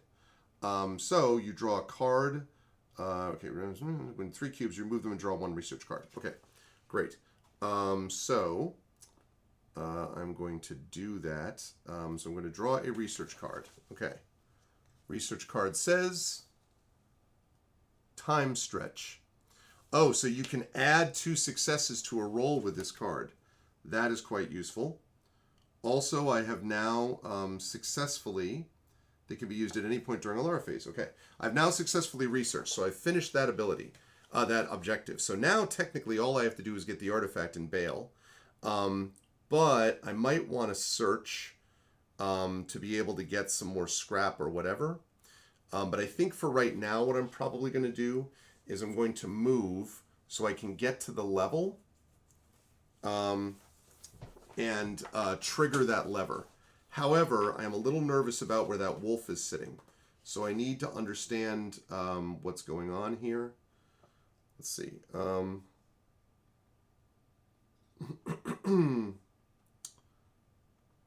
Okay, if an enemy sees you, they can only see spaces that are not objective, that are not, okay. Okay, 6 spaces long, 3 spaces wide, and he can't see in front of him.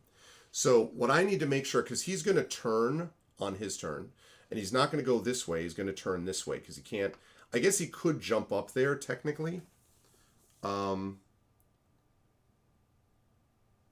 But, and if they're on a low space, a high space will obstruct their vision. Okay. So what that means is, can I get up here is the question. Because if I can, then he can't see. So, So basically I want to book it.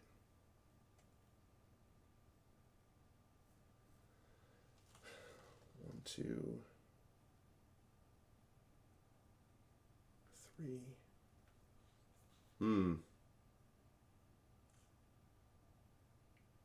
Even if I could get here, though, that's okay.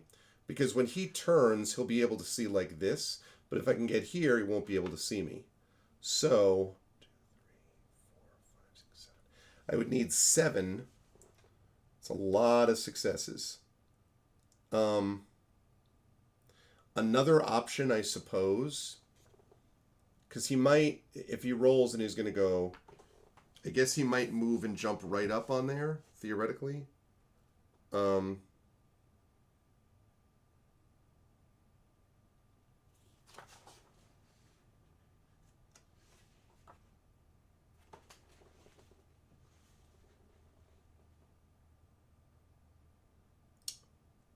2, 3. Then he's going to turn. Oh, he's going to turn clockwise. Okay, so next turn he's going to go 1, 2, 3, and then 4. So he's going to end up there facing this way, which is going to be not fun. 1, 2, 3, 4. Okay, so I need to not be here.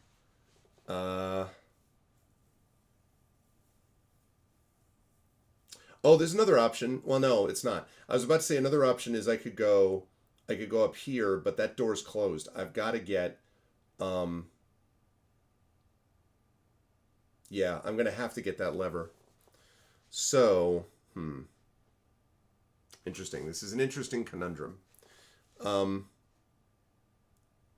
I think what I'm going to have to do is I'm going to have to really put some serious, like, really hoof it. And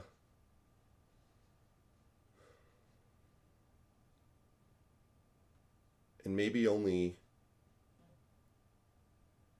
yeah. I think what I'm going to, I think I may actually use all of my movement here. Because I don't need to search yet. I can search a second time if I wanted to, but I want to do that when I'm not near the wolf. So I got to move. Okay. Wow, that's a lot of successes. Okay. We got 2 sacrifices. 1, 2, 3, 4. So I've got 4. And then it says, what is it for per die roll, right? Per die. Okay. So 4.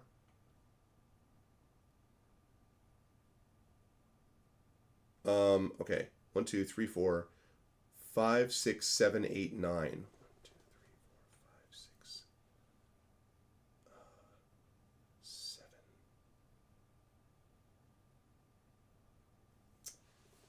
Okay, got it. So that's a lot of movement. I'm not going to sacrifice anything. I don't need to here.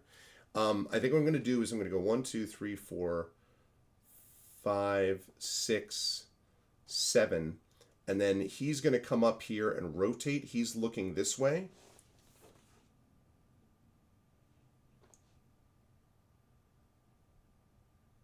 Yeah, I think that's what I'm going to do. But I'm not going to go up there yet. So, because I don't have to move my whole movement. 1, 2, 3, 4, 5, 6, 7. And then I'm going to wait here to get up, but I'm not going to do it yet. Because if I did it that turn, he would be able to see me once he got up onto that level, and that would be no thanks. A lot of movement, but that's okay, because I need to get ahead of where that guy was going to be. Okay, now the enemy phase. So, let's see. Now the enemy phase is going to go forward. He moves 4, so he can climb up 1, 2. Then he goes 3. Then he turns, it says 90 degrees at a time clockwise.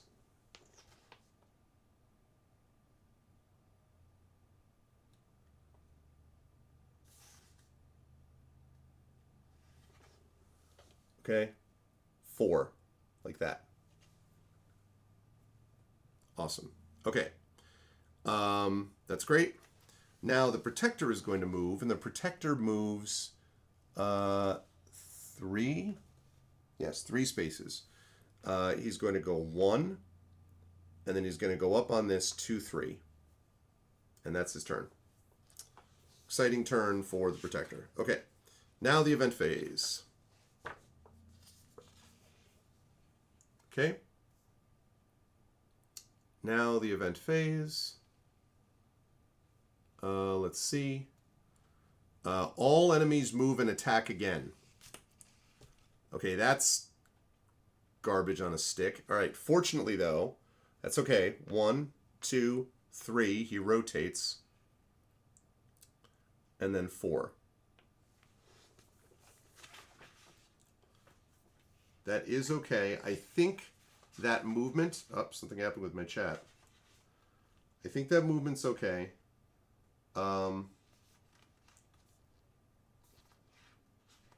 Separated by 1 low space. That's fine. We're not doing any jumping here.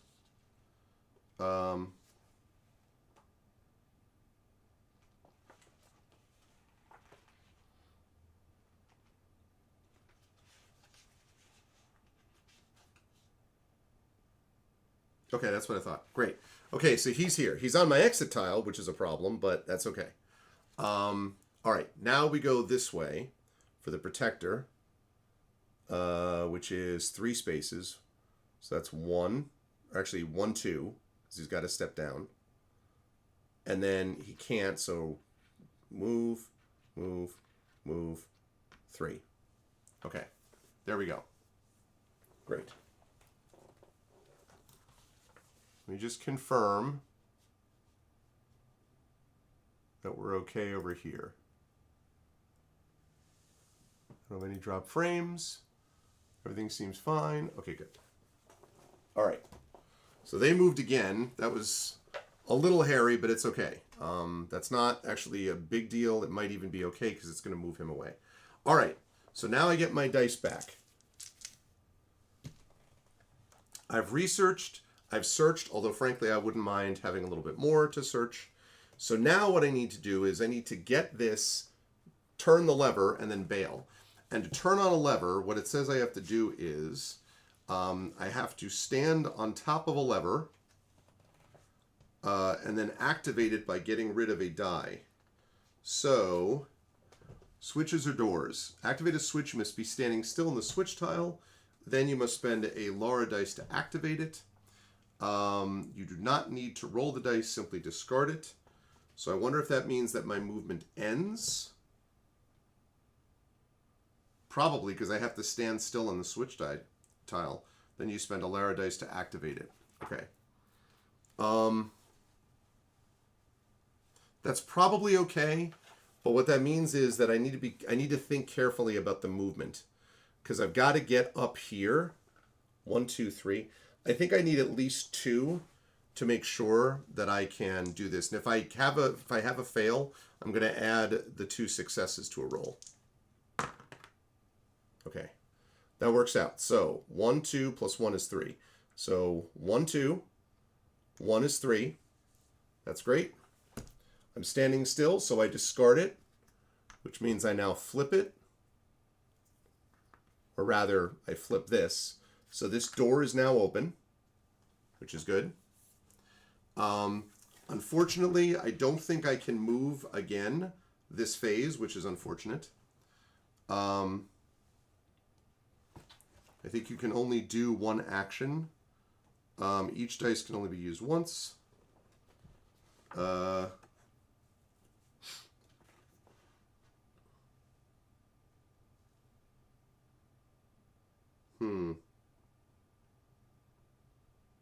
Can I only move? I'm not clear whether I can only move once or not in a phase. I thought that I could, but let me see if it says for something else. You can only search once per Lara phase. You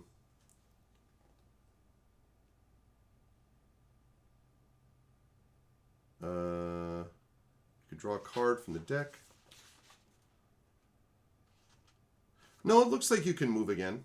Okay, so then I think I will do that. So I stood still, I did that. Okay, I flipped the lever, so now I got to get down to the artifact. So I'm going to roll these 3 guys to get down and over. That is 2 sacrifices. And then there's that. I could discard an event to make it a success, and that would be 1, 2, 3, 4 right now. So that would be 1, 2, 3, 4. But if I discard another one, it would be another space. Yeah, I don't think that's worth it. So I will not sacrifice. I'll just go 1, 2, 3, 4. So that means 1, come down, 2, 3, and then 4. So now I'm headed this way. It's a little...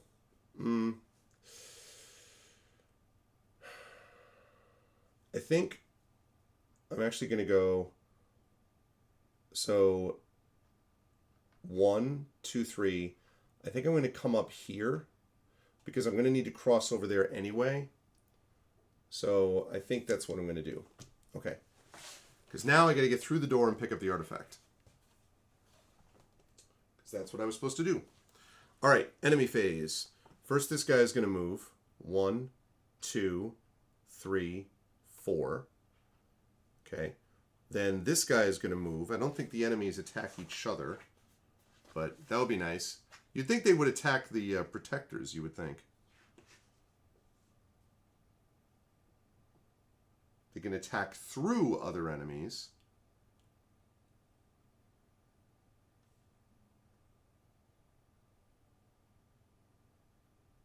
Four health, 3 move, 2 power.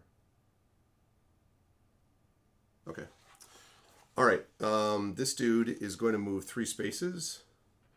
1, 2, 3. Okay. Now the event. Upgrade. Nice. Take one weapon, outfit, or ability. Remove from the event deck after use.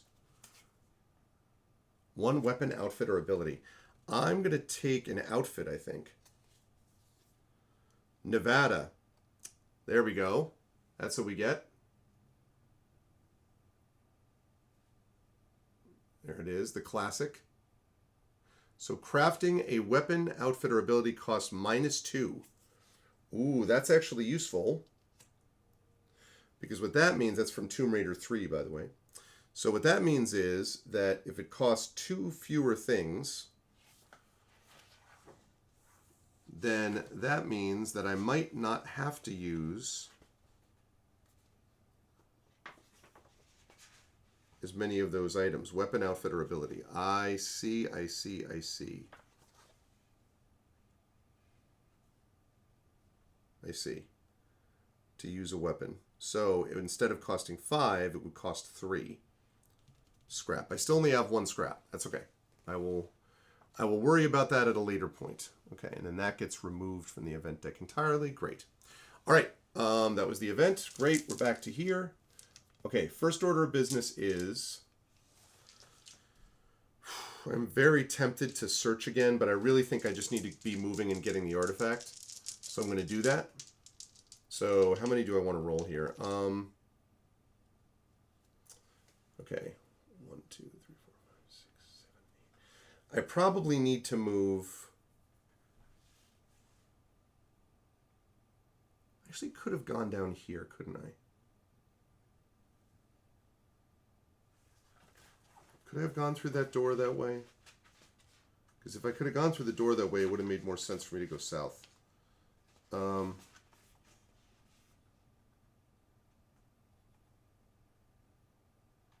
could treat it as a normal space. Yeah, okay, so then instead of doing this, I would do this, I think. Yeah, okay. So...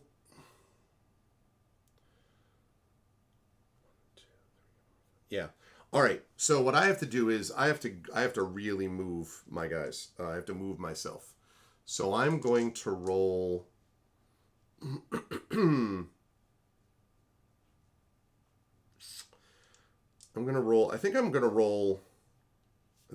to roll all 6. No, maybe I'll save one for a search. I'll save one for a search. I'm going to roll 5. It's a lot of fails. Okay, but also some successes. All right, so 1, 2, 3, 4, 5. 1, 2, 3, 4, 5. 6, 7, 8, 9. I'm not going to sacrifice. So 1, 2, 3, 4, 5, 6, 7, 8, 9. And then I have to see whether that thing's going to block line of sight or not.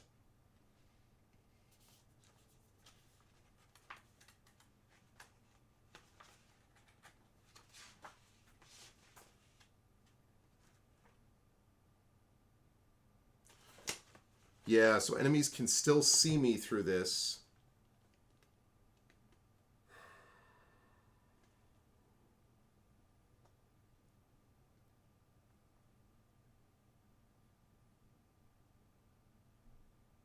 This is risky because as of right now, 6 spaces long.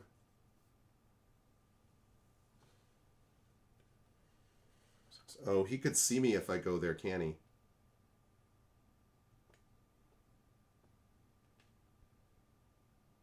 Oh, no, he can't because he can only... Okay, so I'm here. So if I go any further, he'll be able to see me. So actually, I do have to stop there. So if he goes 3, 2, 3, he still won't be able to see me because he's this way. Okay, yeah. So I actually don't want to move any closer. That's as close as I can get. And I'm going to need to wait till this dude bails, like goes on the other side. All right, and then this one is going to be for searching. All right, I got 1 success, so I draw again.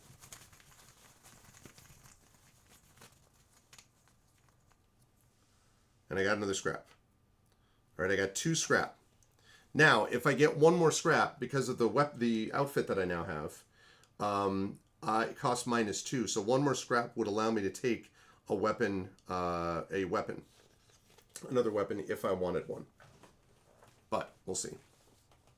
Okay, so that takes care of that. Now it's the enemy phase. Okay, this dude is going to go 1, 2, 3, and then he can't move that way, so they're going to rotate clockwise and go 4. So that's him. This guy's going to move 3. 1, 2, 3, and that's it.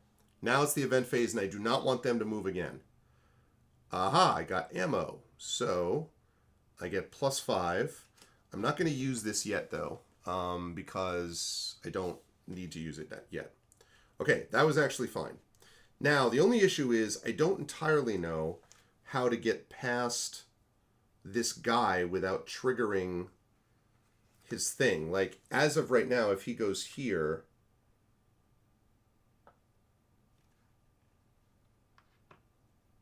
So if he goes here and turns, he'll still be looking this way and won't be able to see me. Okay.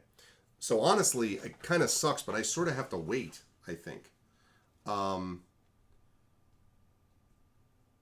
sort of have to wait. I don't think...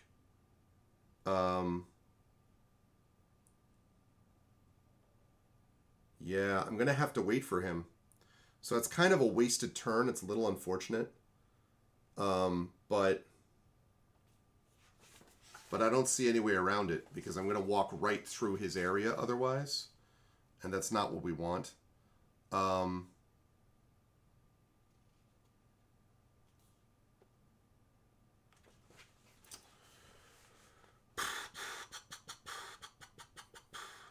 All right, well, it's going to be a lot of searching. I could also research again, actually, now that I think of it.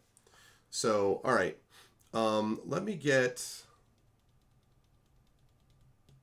Yeah, I got to stay right where I am. So I'm going to search with 3 and research with 3. I'm going to search first. And I have all sacrifices. I will discard 1 so that I can draw 1. And it was an enemy spawn, so that's actually okay. All right. So I'm going to draw 1. Ooh, a treasure. So when you draw a treasure on a search,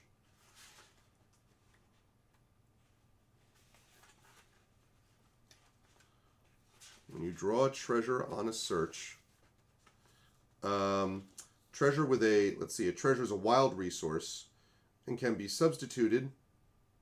It does not, does it have a number? Oh, it does have a number. Multi-treasure. So a 3 treasure can be used as 3 oil, but it cannot be split. Ah, okay, right. So I have 2 scrap. So 1 scrap plus a cloth. So I could use, let's say, excess treasure spent is wasted. You don't get change. Well, that's unfortunate.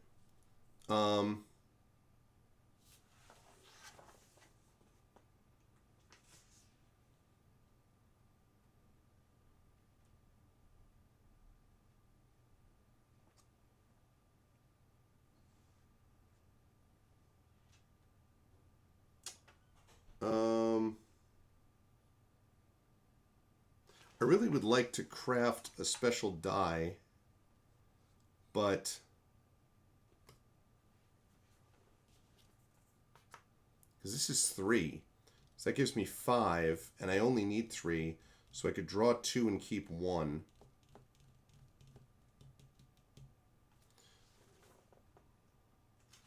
So I guess the question is, can I craft an ability card?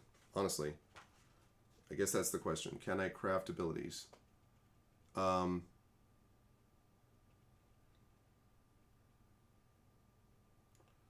Can I craft an ability card?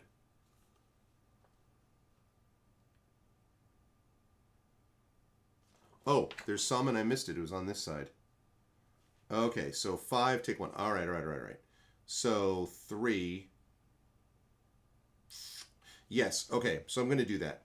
So because I only need -2, because of this outfit, I'm going to use my treasure. to make it. This is going to be oil. This right here is going to be oil. I get 3 of those. It would normally take 5, but because of my outfit, it only takes 3. So I am going to draw an ability. Escape. You may use a treasure to avoid an enemy attack. You must spend 1 blank for each one you're about to take. Can't avoid part of the attack. It must be all or nothing. Used during enemy phase. Okay, that could be useful, although I don't know what that symbol means. You may use some iconography to do something. It's like figuring out Race for the Galaxy. Let's see.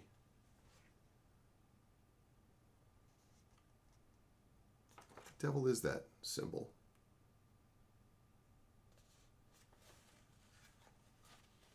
Oh, and I'm not supposed to, also, I wasn't supposed to put that back in the bag. Oh, that would have been a thing to avoid enemy attack. Okay, well, that's already been used, so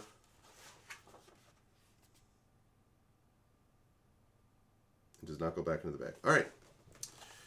Okay, so could have gotten more dice from that, but oh well. All right, so I did that. I used those, and then research. And for research, all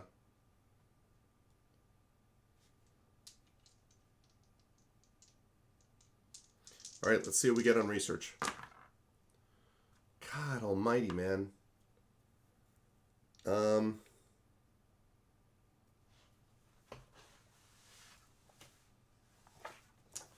That's unfortunate. I mean, I'll get 1 cube anyway.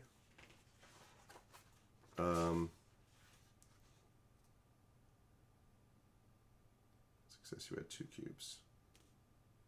If you roll 2 or more successes, I could do that, but I'm going to need that for movement. So I want to save that there. So we're just going to add 1 tracker cube to the research thing. It's kind of a waste, but whatever. Okay, great. All right, now it's the enemy phase. So now we're going to see if I was smart. 1, 2, 3, 4. That dude, how far ahead can you see? 1, 2, 3, 4, 5. Ah, my God, the wolf. Why is the wolf coming this way? All right, well, let's worry about this dude first. 1, 2, or well, 1, turn. 2, turn.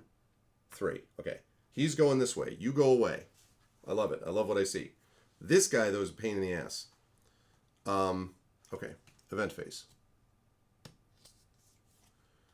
Resource, remove from the event deck after use. Okay. I will use that now.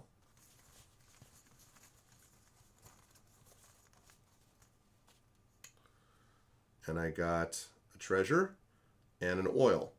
And I'll tell you why the oil's good. Why the treasure is good, because this will allow me to use my escape to avoid an enemy attack. So that will be very useful down the line. Okay, so now back to my turn. Now, the problem here is that this guy's going to go 1, 2, 3. And then he's going to turn.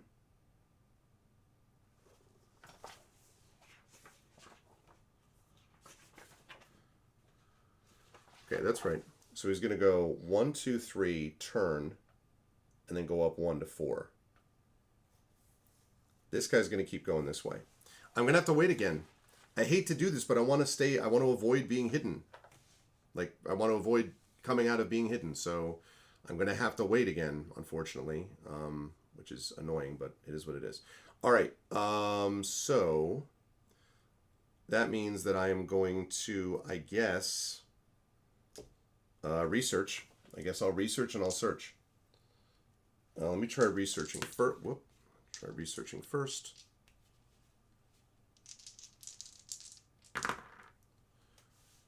That is a garbage ass research.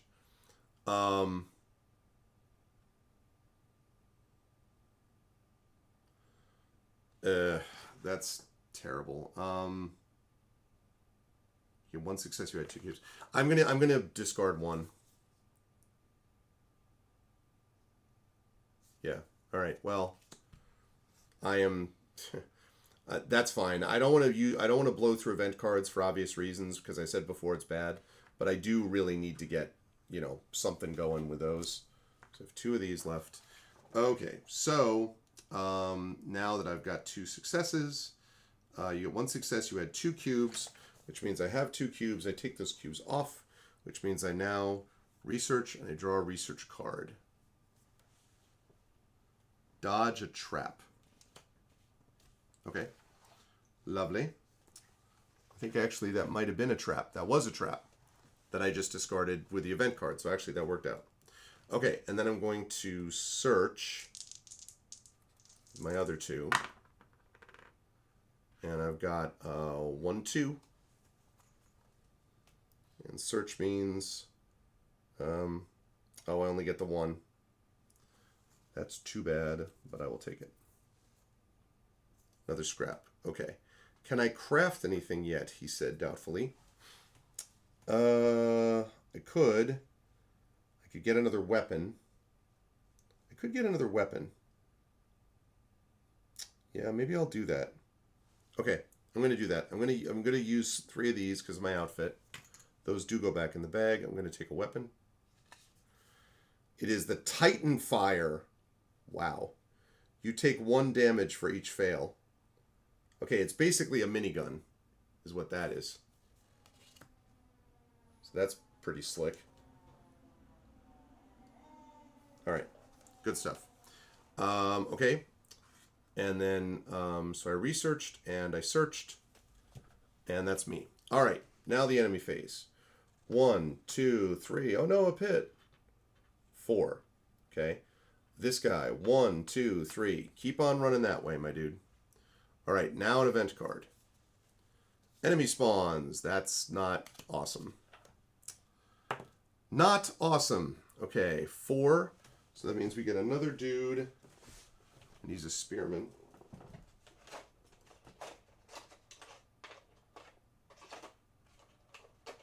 This doesn't really matter because they act the same. Okay, so he's going to go here. Okay. All the more reason I need to get moving, which now I can finally do. All right, now, how do I actually pick up an artifact? I think I walk onto the artifact and then stop and then pick it up, I think. Must be standing still and spend a Lara dice to collect it. Okay, so I need to get...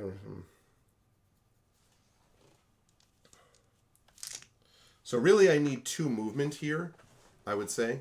So... or I need to make sure 2 movement sections. So first of all,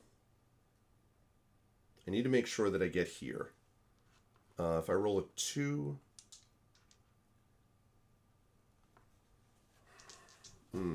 so if I roll it, if I roll enough to get here, I have to spend a die and then run the other way.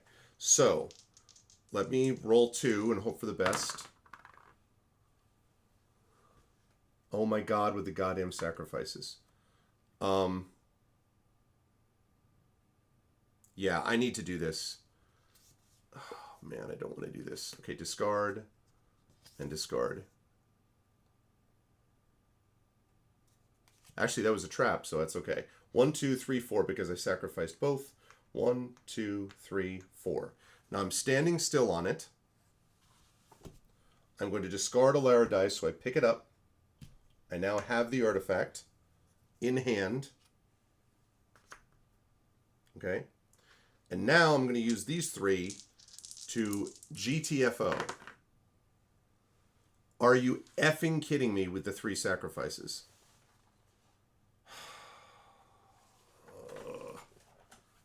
All right. I'm going to discard them all. 1, 2, and 3. That sucked. Sucked. Sucked. All right, 3 sacrifices. But 1, 2, 3, 4, 5, 6. So 6 spaces. 1, 2, 3, 4, 5.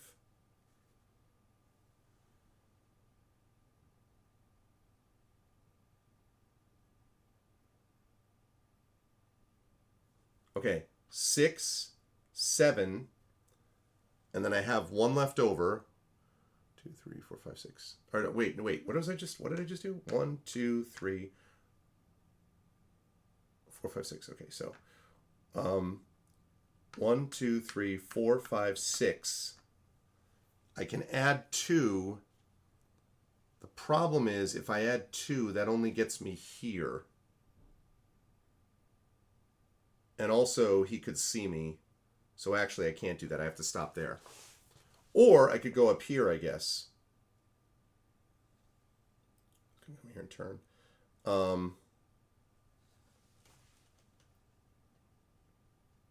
No, I don't think it's worth it. I'll stop there. The 3 sacrifices of Lara Croft. What's up, Big Boss? Yes, it is. That's true. Okay, my turn. Or rather, that was the Lara phase. Okay. All right, enemy phase. This dude, 1, turns. 2, 3, 4. This guy, 1, 2. Can't get up there, so he's going to rotate 3. And this guy, 1, 2, 3. Okay. Right. And now the event card. Darts. Okay, so this is a trap. How do I deal with this trap? When I have a trap happen, what occurs then? Typically one involves taking damage while the other is a sacrifice. Let's see. Once completed, the trap goes into the event discard pile. So I can either take 3 damage, I can use up a treasure, if I or I can use that to avoid an enemy attack. I want to save that to avoid an enemy attack, so I either take 3 damage. I'm going to use my special card, my research that I did. This is why research matters, people, okay? I'm going to dodge a trap, so I am not going to do that. I'm going to discard it. Okay, now it is my turn. Now, let's see. How do I... 1, 2, 3, his turn. I'm just going to go 1, 2, 3, and stop. That's really dicey. Literally dicey. Can I jump over a barrier, I wonder? It'd be pretty sweet if I could jump over a barrier. Can I jump over a barrier?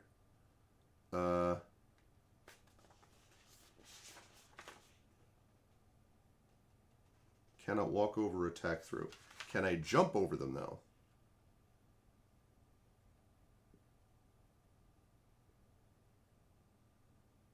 Can't jump over a block space. Nope, can't do that. All right, well, I guess another way is to take the long way around. It's too bad, though, because 1, 2, 3, 4, and then 5, 6, 7, 8. So if I were to keep going this way... All right, I'm just going to move because I think regardless, I need to be like... I want to have as many options as possible, so let me just move. Only 1 sacrifice here. 1, 2, 3, 4, 5, 6, and 7. Actually, wait. 1, 2, 3, 4, 5, 6. 7, 8, 9, 10, 11. That's what it actually was. 11. It's really good. Can I just... 1...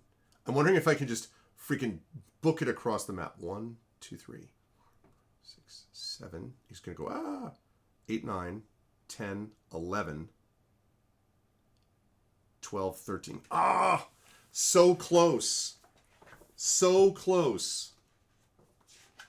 Because I have to get to the event space, right? Or to the exit space. Right?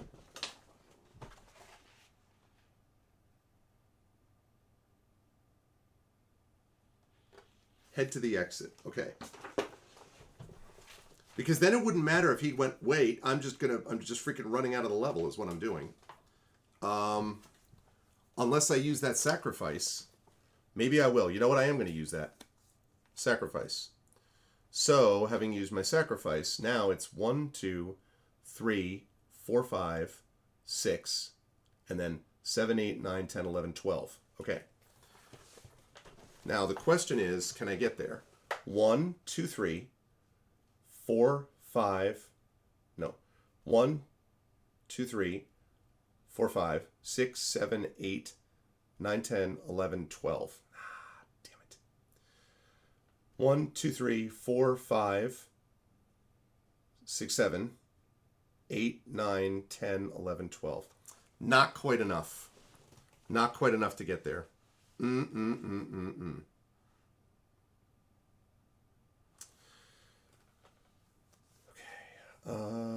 So 1, 2, 3, 4, 5, 6, 7, 8, 9, 10. And he's going to go 1, turn, and then go back this way.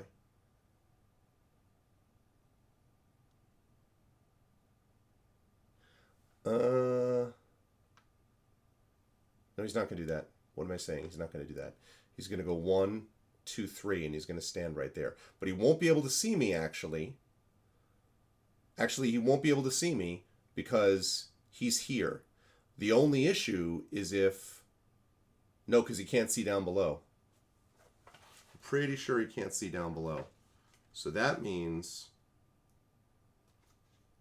They can see down, but they can't see up. Okay, so he would be able to see. All right, so then to be on the safe side, I should not be there.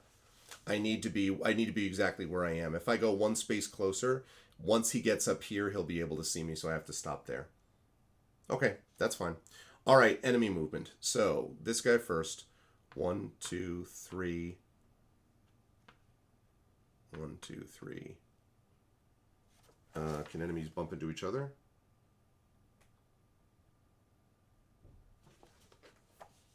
Oh, and then pass. 4. Okay. And then this guy goes, whoops, 1, 2, 3. And then this guy goes 1, 2, 3 and stops. Problem is I'm not going to be able to move now unless I go on the other side of him. I could try to go on the other side of him, or I could just say screw off and just run past him. 1, 2, 3, 4, 5, 6, 7, 8, 9, 10, 11. I would need 11 to do that.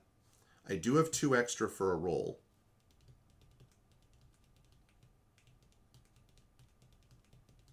All right, well, I'm going to do all movement all the time.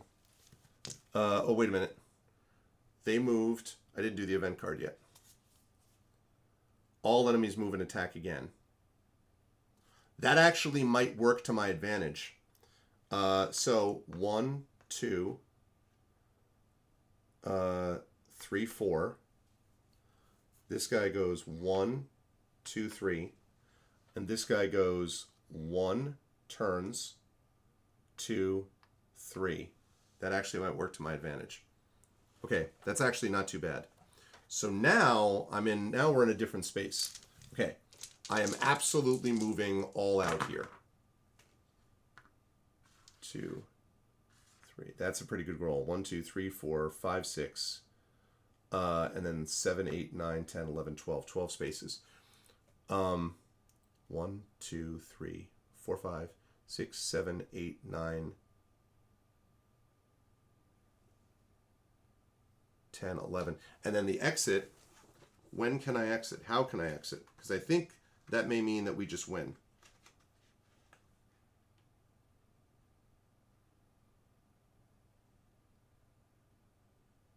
Oh, all right. Wait. I did this wrong. 1, 2, 3. 1, 2, 3, 4. So he goes 1.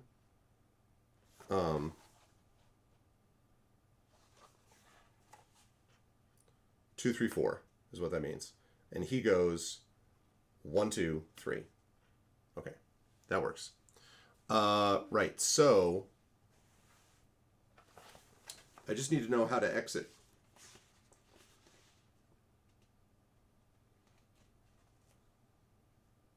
Once you're on the exit space, as long as there are no enemies in your level tile, there are not. So I think 1, 2, 3, 4, 5. Or sorry, yeah, 1, 2, 3, 4, 5, 6, 7, 8, 9, 10, 11, 12. God damn it. All right, what about this? 1, 2, 3, 4, 5, 6, 7, 8, 9, 10.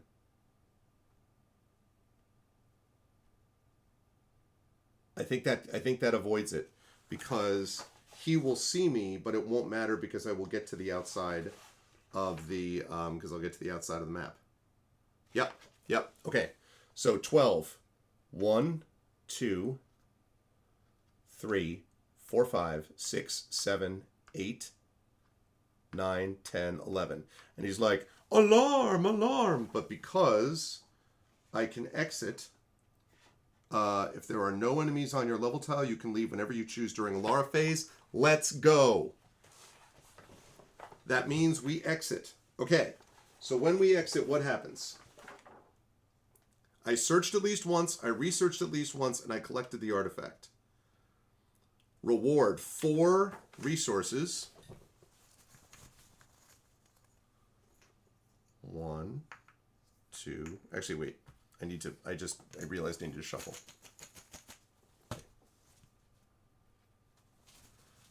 So 1, 2, 3, and 4. I stumbled upon a hidden map among the spike pits. It marked the location of the tomb to the east, my next destination. Alrighty. So, alright, so I think that means, if I understood this correctly,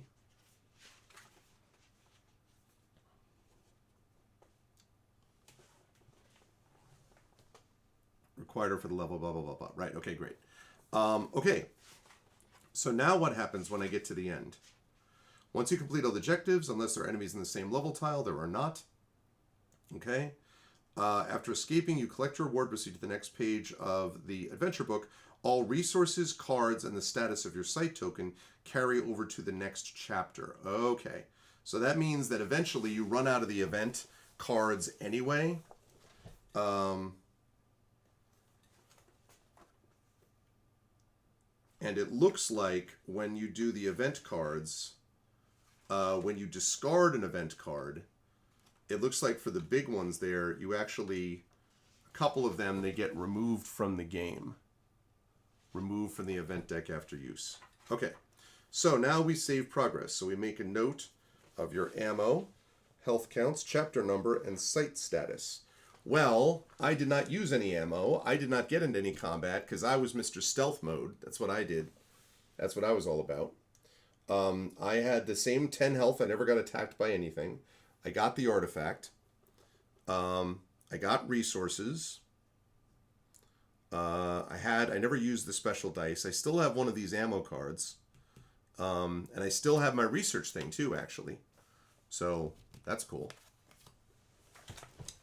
So, let's see. The secret envelopes. Inside the game box is a series of numbered envelopes. Number dictates how many achievements you need to complete before you can open the envelope. Aha, well, so the beginning of a new adventure, complete chapter 1. So I just got 1 achievement, which is I completed chapter 1. Let's see. I would need to complete chapter 3, 4, 5, 7, 10. Complete all chapters. Complete 6 challenge missions during the Cerberus mission. For the Cerberus mission, defeat 3 enemies in 1 action.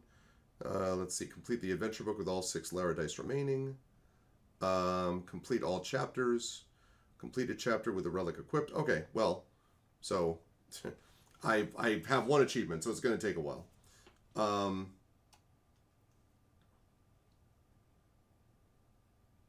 If you haven't opened any yet, stop reading here. Okay. I don't think for my achievements, I think the smallest one is 3. Smallest one is 3, and I only have 1, so that's cool, but I've only got the 1 so far. Okay.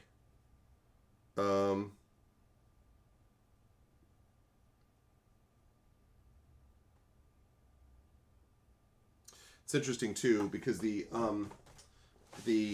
special challenges, which are basically like, challenge mode essentially. Challenges are you have a particular weapon, you have a particular outfit, you have a particular ability, you have 6 resources. And the second challenge is weapon, hailstorm, outfit, jungle, heavy. You only have 4 dice. So that's interesting, those challenges. But they are played as individual missions. That's fine. I can do that after I finish the story mode.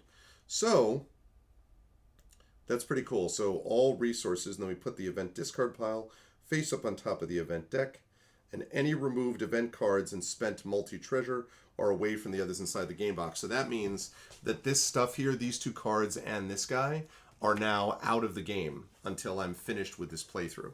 So that's interesting, actually.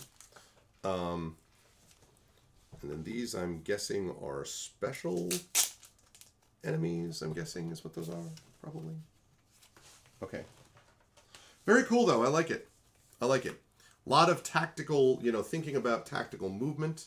Obviously, that's just the tutorial mission, basically, so it's going to get more complicated. But that's interesting. So that means that I held on to those things. She continues, and this guy literally would have been like, actually, wait, would he see? No, he wouldn't see her because she didn't go yet, I think. So what does that mean? Actually, that's a good question. If you flip it,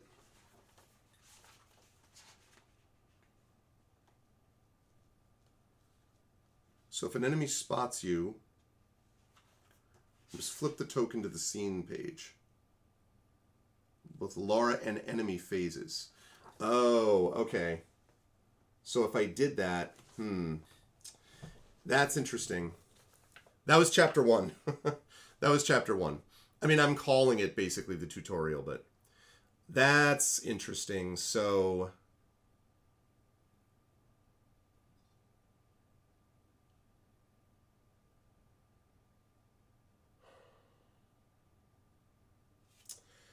I'll still do it. I'll flip it to the scene side. I'm going to try to hide at the beginning. I just think that, like, being able to get out of that without having taken any health, I almost got out without being seen. So the sight status remaining the same is interesting because you're basically just going to the next section, but you're still seen. So that's the thing that they're going to be aware of in this next part. So, but it's cool. And they have different, like, biomes, as I mentioned. So, like, as you go through, you have, like, the mountains, you have, like, the jungle, which is where I'm in right now. You have the desert. There's like a desert area. And there's something else too. Desert, jungle. Desert, jungle, mountain. Oh yeah, and tomb. Why would there be a tomb in Tomb Raider? I can't even imagine. Oh, and for those of you who showed up a little later on, Big Boss, Nonstop, etc., I'd like to show you the boulder. I just want to point out that there is a miniature of the boulder, which is a specific trap, which we did not run into. So it is interesting that these events do not reset. So I didn't have to discard too many, though. I think it was a reasonable amount that I discarded. But the reason this matters is that when you get through the event deck, you get this little thing known as a Natla pin, which is this. Natla Tech, which is this like evil corporation that's trying to get stuff on the same island. You have to put that, so when you get one of these, you get this, you put that on the on your Lara board, and then you recycle the event deck and you reshuffle it, except for the cards that are gone completely. But every level that you go to in the chapter book, every level has a level at which it's invaded. So if you have a certain number of pins, like say it says 3 Natla pins, if you start a chapter and you have 3 Natla pins, then instead of it being an event card, it's an invaded card, and the invaded card is way worse. Like, as an example, so I'll just use a discarded one here. So this one was all enemies move and attack again. That's the normal one, right? This one says seen and all enemies move and attack again. So it's like they have like like a sonar. They have like radar, basically. So they detect you, you're automatically seen, and then they attack again. So it's just like you don't want it to be invaded, basically. And so you want to avoid that at all costs. So that's the only problem with my being seen, is that it's going to make things a little bit difficult. But the reason I'm doing it is, if I wait here, this guy goes here, turns and goes this way. Okay, fine. The problem with that is that he's now on the exit tile, so I can't leave until he's off the exit tile or I kill him. And in the meantime, these two dudes, 1, 2, 3, he starts going up this way. This guy, 1, 2, 3, see, 1, yeah, 1, 2, 3, 4, I think is what it is. 1, 2, 3, 4. This guy is also going to be heading that way, and now they're headed my direction. So I have to balance off getting off the damn board before all the enemies swarm around me, and not being seen. So I think in this case, it's too bad. If he were like here, well, there's like there's very little way that I could have avoided that. I guess I could have gone here, waited for him to turn, then gone, but I would have had to wait at least another turn for him to go 1, 2, 3, and meanwhile these guys are going up this way, and I might have been seen anyway. So yeah, that's interesting. All right, I'm going to save this, but I'm not going to do it on stream. Instead, I'm going to say goodnight to all you lovely people. This turned out perfectly, though. I wanted to play a little bit of the game that I played. Where's my mouse? It's over there. I wanted to finish up the Beanstalk, which we did, and then I wanted to play this game, and unbox it and play a little bit, and it was good. And now I have to stand here. So I'm going to put this here. In fact, I'm going to run down quickly. Be right back.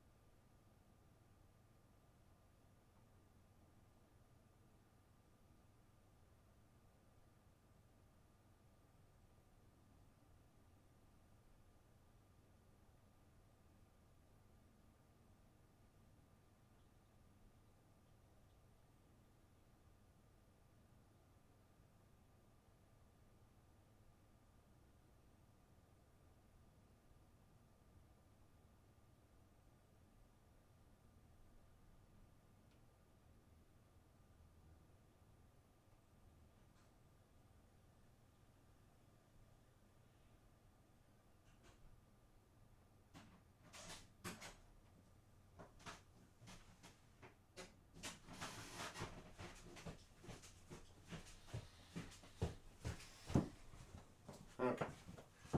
Sorry about that, chat. So, whoops. Need to make sure I don't step on all my game pieces. All right. That was fun, though. I had a good time. And I hope that folks did as well, and enjoyed this experience. There's a lot that went on in that, but that was fun. So that's something I might do again in the future, maybe. I could see that. But not on Saturday. On Saturday, we are going to start with the new game that I'm going to be playing, the new big video game I'm going to be playing, and that is 007 First Light. Very excited to be playing that. I just realized I'm probably blowing you all away with the sound. Yeah, we did win. We did win the first chapter. Only chapter 1, Dragon, but we did manage to win chapter 1. So yeah, so I'm going to be off obviously on Friday, but I'll be back on Saturday night. I will be playing 007 First Light. I'm excited for that. Yeah, it's gonna be a good time. So, if you folks never heard of 007, quality work 007. Behold the boulder. Oh, sorry about that, Benjamin Coyle. Oh man, I'm sorry about that. It was hard for me when I wasn't there. I did not notice the YouTube thing. Sorry about that. But thank you for stopping by, and thank you to all you lovely folks. This was a good time. Who am I supporting in the NBA Finals? You know, I've gone back and forth on it, Dragon. Like, I'm as a Celtics fan, I really can't be much of a Knicks supporter, but and I was sort of, I sort of was sort of semi rooting for the Spurs, mostly because I wanted a longer series too. I don't see any way that the Spurs are not going to, I don't see how the Spurs come back after that loss they had. But my parents were big Knicks fans. And that obviously is important. A lot of friends of mine that are in the New York area obviously are big Knicks people. Prince Justin in this chat is a big Knicks person. So, I guess I'm okay either way. I was sort of rooting for the Spurs, but honestly, like, I'm okay either way. If I were driving into work or teaching right now, Knicks fans would be kind of insufferable. But I'm not. It's during the summer, so by the time we get to the fall, things will have died down, and they'll be all freaked out about the Giants or the Jets in American football, or freaking out about the Yankees or the Mets in baseball or whatever. So it's okay either way. I that was an incredible comeback, and frankly, the Spurs, I just the Knicks had a 0.4% chance of winning that game yesterday, and they won it. So it was definitely wild. A note to get a Knicks shirt. I'm not going to be wearing it. I'm telling you right now, I'm not going to be wearing it. I would give that away because I don't wear jerseys unless it's like this, Dragon. I don't wear jerseys unless there are teams that I support. My father-in-law used to do that, and it really drove me nuts. He's like, "Oh, have a Seattle thing," and I'm like, "I'm not a Seattle fan. I'm a Steelers fan. Like, why are you getting me a Seahawks jersey?" One's your home state team, and Nick's your favorite team in the '90s. Yeah, either way would work. Either way would work. I mean, honestly, like, I don't have a lot of teams that there are very few teams that I'm like, please not them. Like the Yankees in baseball, for sure. The Ravens and especially the Patriots in football, please not them. But other than that, I'm pretty, I root for the Celtics, but they won a championship. I have nothing to complain about in sports. Every one of my teams has won multiple championships in my lifetime, like in my sports lifetime, in my awareness of sports lifetime. So I really have nothing to complain about. So I think a question for you is, are you rooting for the U.S. in the World Cup? Who are you rooting for in the World Cup? That's my question. While you're answering that question, I will say, it's better with Belichick and Brady out. It's better, but it's going to take a little while for that to sort of them to be purged. But Belichick and Brady were the big problems. The problem is that Kraft is a Trump supporter. And so I struggle a lot with that. Whereas the Steelers owners were ambassadors under, like one of them, the owner of the Steelers was the ambassador to Ireland under Obama. So, I can feel a little bit better about that. Rooting for them after Argentina. Okay. I wondered if it was going to be Argentina. Well, we'll see. Messi's back for one more time. I thought Messi was going to ride off into the sunset after he won last time, but we'll see. Morning, Sparkly. But I've got to rise up on out of here. But Sparkly, this is what we were doing today. You missed it. You have to check out the VOD. We were doing this. Wow, that's what we were doing. First, we did the Up the Beanstalk D&D with viewers, but then we did this thing with the Tomb Raider Crypt of Chronos board game. So I unboxed it and I played the first chapter. It was fun. No, I'm not a UFC fan at all. But I don't like fighting or boxing. I don't like MMO. MMO. MMOs. I like some MMOs. I don't like mixed martial arts, UFC. I don't like any of that stuff. I'm not a fighting guy at all. Um, so yeah, no. And then having that clown do it is just even worse. Um, yeah. Well, we'll see if Ronaldo can get over the hump. We will see. It's going to be interesting. But I guess Spain and France are two of the big, like the big favorites, I guess. So, um, I liked this. That my first impressions were they were pretty good. This was not something where I felt like I didn't understand the rules. I think it was pretty actually quick. And I probably would pick it up even more. It's the first time I played or even really looked at the rules. Obviously, I've played many, many games in my life, so I have that going for me. And a lot of this is sort of a continuing thing. There's a few rules that are a bit unclear that I need clarification about, but I mostly get everything that's there. And it was kind of neat. So far I was able to collect the artifact. I was able to escape. I was seen on the way out of the level, which could have an effect in later levels, but otherwise didn't get spotted until the very end, didn't take any damage. I like the design of it. So that's the deal. Yeah, that was amazing, Dragon Spear. That was absolutely amazing. The New Yorkers understood the assignment. Yeah, this is called the Crypt of Chronos, which is there. Crypt of Chronos. And I backed it on Kickstarter or GameFound, one of those or whatever, like 3 years ago. And I honestly had kind of forgotten about it. And then all of a sudden they were like, hey, this thing is being shipped. And I'm like, oh yeah. I'm like, I totally forgot that I backed that. So it's cool. And it's a one player game. Like it's meant to be played just by one player. So I may, like I say, I may come back and do it again. It's not also an overwhelming setup. Like this is a decent sized, ouch, that really hurt. This is really, really hurt. This is a decent sized table that I have, but it's not like this enormous table. It's not huge. And so not bad, honestly, like in terms of like space that it takes up on a table. Definitely not super portable. Like, I'm going to put this back in its box after the stream, and may take me a little while to figure out how to put everything back the way it came in. But the quality, the components are very nice quality. It's very like good thick cardboard and like heavy cardstock. So yeah, I think it looks pretty cool. And if you are a Tomb Raider fan at all, and I do like Tomb Raider, then this is definitely a good thing to check out. So anyway, that's going to do it for me. Thank you all for being here. If you like what you saw and heard, please follow the channel. Check out my YouTube with !ArvTube. Sorry to Benjamin Coyle that I didn't see your comment. If you see this later on, thank you for stopping by YouTube and everyone else. Please check out my Discord, !ArvCord. Blue Sky is !ArvSky. Website is arvaneleron.com. Financially, !ArvShop. That's the merchandise area. !ArvTreon is the Patreon. Trying to build that back up into triple digits. Yeah, I think you might find it fun and sparkly. Yeah, definitely do it if you can. The website, as I said, what was I doing financially? Yes, ARF Shop, and then subbing to the channel gives you those custom sub badges and emotes to use here, there, and everywhere across Twitch, plus inspirations to help our tabletop players. So please do all those things. Publishing Icarus, my graphic novel from Athos Arts. Library, that's my Tales and Tomes from the Forbidden Library, my 5e adventure and sourcebook from Alligator Alley Entertainment. Greyshade is my Greyshade IP. Greyshade Renegade Heretic, the Grey Assassin Trilogy, award-winning, critically acclaimed. You can get those books from Athos Arts at that link. You can get the audiobooks of Greyshade Renegade and Heretic from Athos at that link, with Trent Sparks, our very own Trent Sparks, as the narrator. And you can pre-order the tabletop role-playing game of Greyshade from Alligator Alley Entertainment, based on my Greyshade world, with Brandon O'Brien as the lead designer, coming out soon. So please pre-order that there. And as always, BLM, Black Lives Matter, important to affirm and assert the significance and importance of Black lives.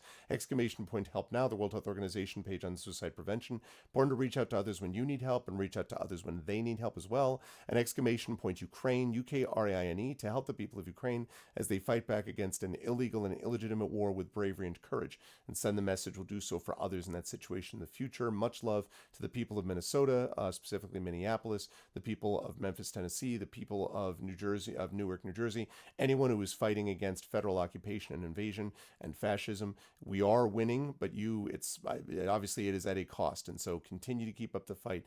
Thank you for doing what you do and for being as inspiring as you are. FIFA's price gouging like crazy, trying to copy over. Argentina's game in Dallas. Oh yeah, it's absolutely obscene.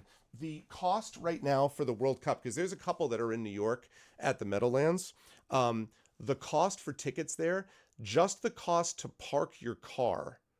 So to park your car outside the Meadowlands, Dragon, for the full day is $228 just to park your car. It's an obscenity. And FIFA is not exactly good stewards of financial arrangements anyway, because FIFA, of course, is an incredibly corrupt organization. Like, it's outrageous. And Mamdani had to step in because they were also not going to allow people to bring any water into the stadium. They were going to have to buy it there. And then Mamdani was like, hey, wait a minute. And so they now said that you can bring in one plastic bottle of water into the stadium. It's still ridiculous, but $228 for the day just to park. And not, by the way, not to park right next to the stadium either. It's like you park in a shuttle lot. Like, just absurd. Yeah. Oh yeah. I mean, they're so corrupt. Like, it's a testament to the fact that the sport is a great sport, that it survives despite its governing body. Like, it's just such junk. Anyway, I want to thank everyone who was here today. Thank you to my wonderful mods. Thank you to Dragonspear, Prince Justin, Trifity Mats. Again, Trifity Mats gets an extra assist tonight because Trifity Mats was rolling dice when we fought the giant, which was the final battle in D&D with viewers of the Beanstalk, and rolled on her chromatic orb roll a 20, nat 20, which means that we hit the guy because it was at second level, hit him for 32 points of damage right off the bat. So we were able to kill him off in 2 rounds. Without that, I don't know whether they would have won it. So big ups to both Prince Justin, who was rolling well, and Trifid, who was rolling well. Thank you to my wonderful Patreon supporters and subscribers. Yeah, it's just so, yeah, exactly, Dragons. Like that's just so obscene. The FIFA numbers are just so obscene. That what you're talking about is reasonable, you know. Dragonspear, Prince Justin, Nonstop, Big Boss, Grivix. Also, thanks to Nonstop for the raid today. I appreciate it. And thank you to my wonderful viewers. Thank you to Axeman. Thank you to Butthurt Gamer. Thank you to Dino Roar, to Jagtris. Thank you to Kirinasia. Thank you to Mrs. Dunsel. What's up, Mrs. Dunsel? Tilted Gaming, of course. The Sparkly Wallflower. And Throw 7. Thank you, everybody, for being awesome. And I will see you folks, maybe more of this game to come at some point, but I will see you folks on Saturday. Sorry, I'm like half leaning. I will see you folks on Saturday for 007 First Light, the premiere of 007 First Light on Saturday evening. Don't forget also Roleplay by the Bay coming up Saturday, June 27th, 2 weeks from this Saturday in San Francisco, the San Francisco Public Library with one Mr. Zach Clay and myself. If you want to see a couple of really awesome live actual play events in person and you were anywhere near the Bay Area, please stop by. Please get ready to be able to. There's going to be an Eventbrite page for it soon as well. We're going to be starting to talk about it quite a bit on Monday, social media and otherwise. So mark your calendars for that. That's it for me, though. Thanks, everyone. Thanks for checking out Tomb Raider and for checking out D&D with viewers with Up the Beanstalk. And I will see you folks back here on Saturday for 007 First Light. Until then, everyone, please be good to each other. And, as I always say, have a good night. Oh, no, it's there. No, it's that.